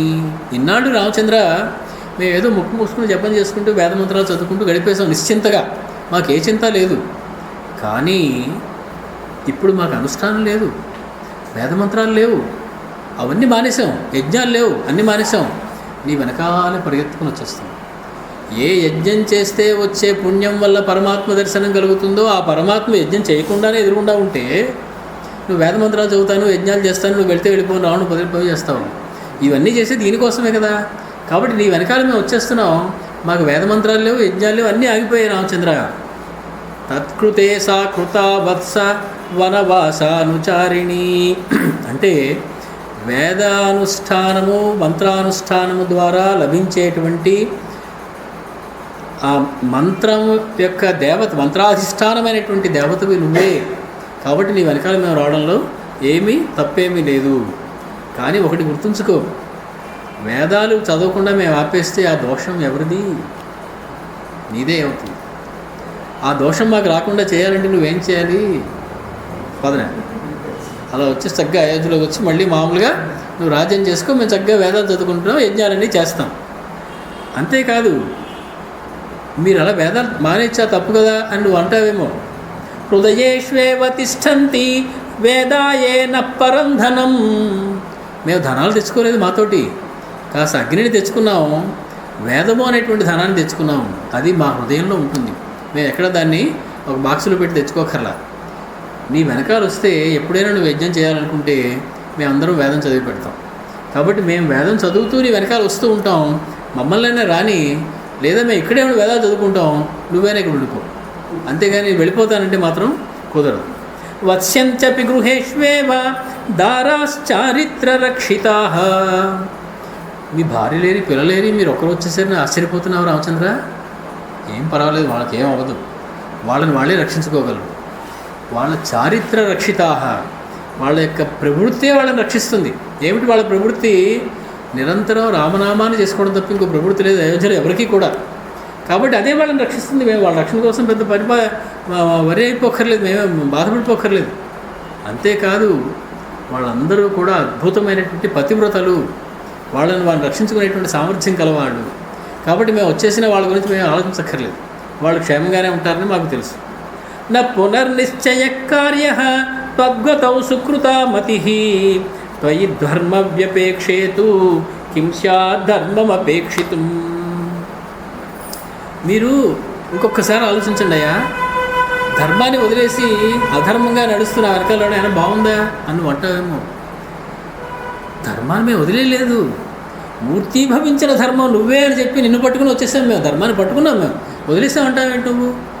మా భార్యలు మేము వదిలేసాం, అది ధర్మాన్ని వదిలినట్టు కాదు. ధర్మాన్ని పట్టుకోవడం వల్ల వాళ్ళని వదిలేసాం. యజ్ఞాలు వదిలేసాం, యాగాలు వదిలేసాం, మంత్రాలు వదిలేసాం, వేదం వదిలేసాం. ఎందుకని? మూర్తీభవించిన వేదవేద్యుడు నువ్వే. నిన్ను పట్టుకుంటే చాలు, వేదాన్ని విడిగా పట్టుకోకూడదు. అది కేవలం ఒక శబ్దం, కానీ ఆ శబ్దం యొక్క లక్ష్యమైనటువంటి పరమాత్మ ఎవరో అదే నువ్వు. కాబట్టి నువ్వు ఎదురుకుండా ఉన్నప్పుడు ఇంకా దాన్ని పట్టుకు వేలాడడం అర్థం లేనమాట. కాబట్టి మేము వచ్చేసాం, మళ్ళీ వెనక్కి వెళ్ళిపోదాం అనేటువంటి మా ఆలోచన మళ్ళీ ఇంకోసారి రీథింక్ చేయండి, ఇంకోసారి ఆలోచించి చెప్పండి అంటావేమో. మళ్ళీ ఇంకోసారి ఆలోచించే నా పునః నిశ్చయ కార్య, మళ్ళీ ఇంకోసారి ఆలోచించాల్సినటువంటి అవసరం ఏమీ లేదు. యాచితోనో నివర్తస్వ హంస శుక్ల శిరోరుహై శిరోభి నిభృతాచార మహీపతన పాంసులై. మా తలలన్నీ కూడా బాగా ఈ నెరిసిపోయి ఎలా ఉన్నాయో తెలుసా రామచంద్ర? హంస శుక్ల శిరోరుహై, తెల్లని హంసల యొక్క రెక్కలు ఎంత తెల్లగా ఉంటాయో మా శిరస్సులన్నీ అంత పండిపోయాయి. అంటే మేమంతటి ముసలివాళ్ళం, వార్ధక్యంతో ఉన్నాం. కానీ ఇప్పుడు అవి తెల్లగా లేవు. ఎందుకని? మేము నువ్వు కనపడగానే నువ్వు రావేమో అని నీ పాదాలకు ఎన్నోసార్లు ముఖ్యం.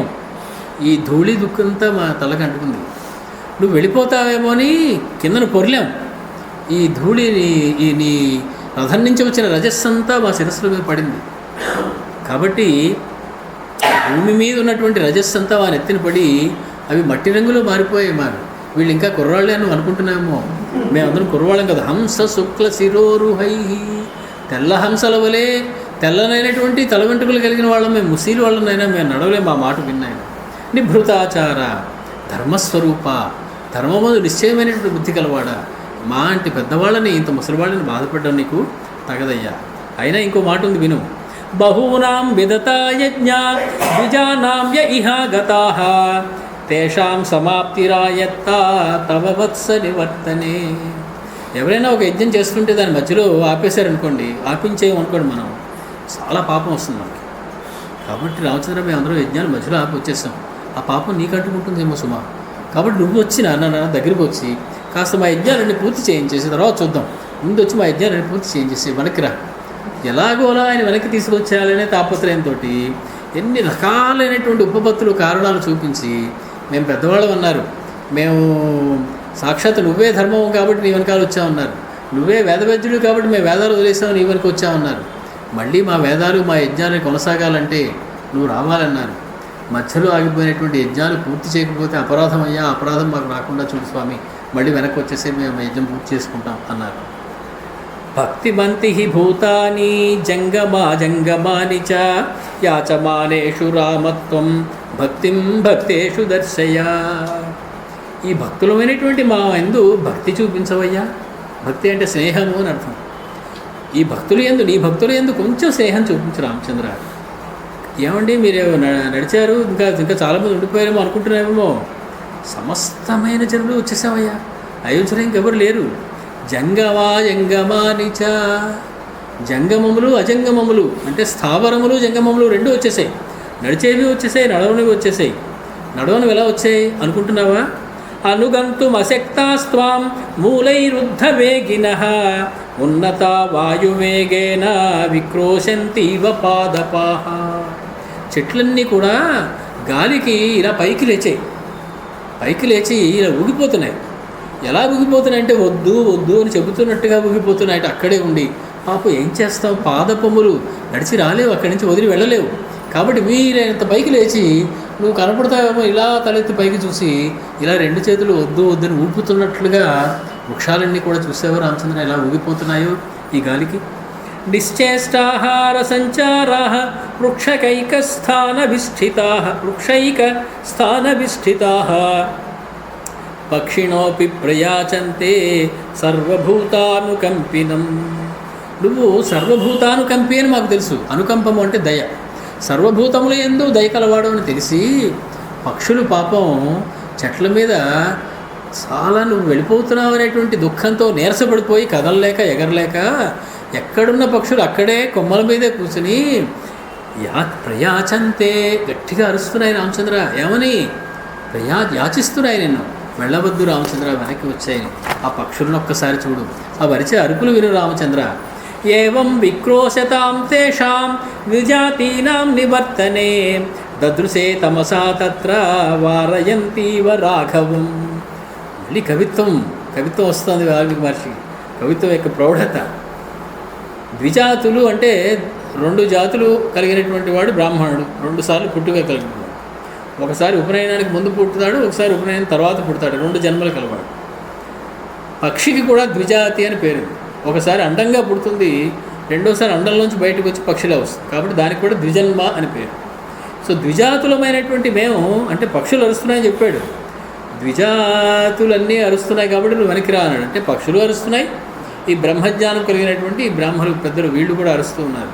విక్రోశితాం గట్టిగా అరుస్తున్నటువంటి వీళ్ళని వాళ్ళు అలా అరుస్తూ ఉండగా దదృశే తమసా తత్ర వారయంతి ఇవ రాఘవం. నువ్వు వెళ్ళడానికి వీల్లేదు, నేను వెళ్ళనివ్వను అని అడ్డంగా వచ్చేసిందట. ఏమిటది? తమసా నది. రామచంద్రమూర్తిని వెళ్లకుండా అడ్డుపడిపోతోందా అన్నట్లుగా తమసా నది అక్కడ ప్రవహిస్తూ రామచంద్రమూర్తి ప్రయాణానికి అడ్డంగా వచ్చింది. నువ్వు వెళ్ళడానికి వీల్లేదని నది కూడా అడ్డం పెట్టేస్తుందా అన్నట్టుగా నది అడ్డం అంటే ఆ సమయానికి నది దగ్గరికి చేరారు వాళ్ళందరూ. తతస్సు మంత్రోపి రథాత్ విముచ్య శాంతాన్ హయాన్ సంపరివర్చ్య శీఘ్రం పీతోదకాం స్తోయ పరిప్లుతాంగాన్ అచారయద్వై తమసా విదూరే. ఇంక గుర్రం రథం ఆగిపోయింది, ఇంక వెళ్ళడానికి చోట్లేదు. తమసానది వచ్చేసింది, అక్కడ ఆగాలి కంపల్సరీగా. తమసానది ఒడ్డుదు. అక్కడ సుమంతుడు రథాన్ని ఆపాడు, గుర్రాలని రథం నుంచి తీసేశాడు, వాటికి కాసేపు విశ్రాంతిని ఇచ్చాడు, వాటికి తినడానికి తృణములు ఇచ్చాడు, వాటిని క్షేమంగా పడుకోబెట్టాడు. రథాన్ని పక్కకి తీసి పెట్టాడు. రామచంద్రమూర్తి సీతా లక్ష్మణస్వామి జనం మధ్యలో ఉన్నారు. గుర్రాలని కాస్త విశ్రాంతి తీసుకుంటూ ఉన్నాయి. ఇలా తీసుకుంటూ ఉన్న సమయంలో 45వ సర్గని పూర్తి చేశారు మహర్షి. మళ్ళీ పైసారి మనం 46వ సర్గలోకి ప్రవేశిస్తాం. ఏ రకంగా రామచంద్రమూర్తి జనులందరినీ నిద్రపోగొట్టి తాను వాళ్ళందరూ నిద్రపోతుండగా తెల్లవారిని లేచి వారందరికీ చిన్న మాయ కప్పేటట్లుగా చేసి వాళ్ళందరూ నిద్రపోతుండగానే వెళ్ళిపోయాట. అంతమంది నిద్రపోతున్న వాళ్ళలో రామచంద్రమూర్తి సీతాదేవి కూడా నిద్రపోయారు. వాళ్ళకి పక్క వేశారు. ఇద్దరే నిద్రపోకుండా రాత్రంతా లేచి ఉన్నారు. ఒకరు సుమంత్రుడు, రెండు మా లక్ష్మణస్వామి. వాళ్ళిద్దరూ ఏం చేశారు? రామగుణములనే మాట్లాడుకుంటూ ఉన్నారు. నిద్రలోకి తెల్లారిపోయింది. తెల్లారేదాకా మాట్లాడుకున్నా ఆ అవ్వని రామగుణముల గురించి మాట్లాడుకున్నారు. వాళ్ళు అలా మాట్లాడుకుంటే ఏమండి ఇంతమంది జనంలో ఒక్కడైనా లేవాలిగా, లేచి చూడొచ్చు కదా, రథం వెళ్ళిపోతుంటే చూడలేదు ఎవరు. ఎందుకని చూడలేదు అంటే యా దేవి సర్వభూతేషు నిద్రారూపేణ సంస్థిత. ఆ దేవి అక్కడ ఉంటే వాళ్ళు నిద్రపోక ఏం చేస్తారు? సాక్షాత్ సీతాదేవి పక్కన ఉంది, వాళ్ళందరూ హాయిగా నిద్రపోయారు.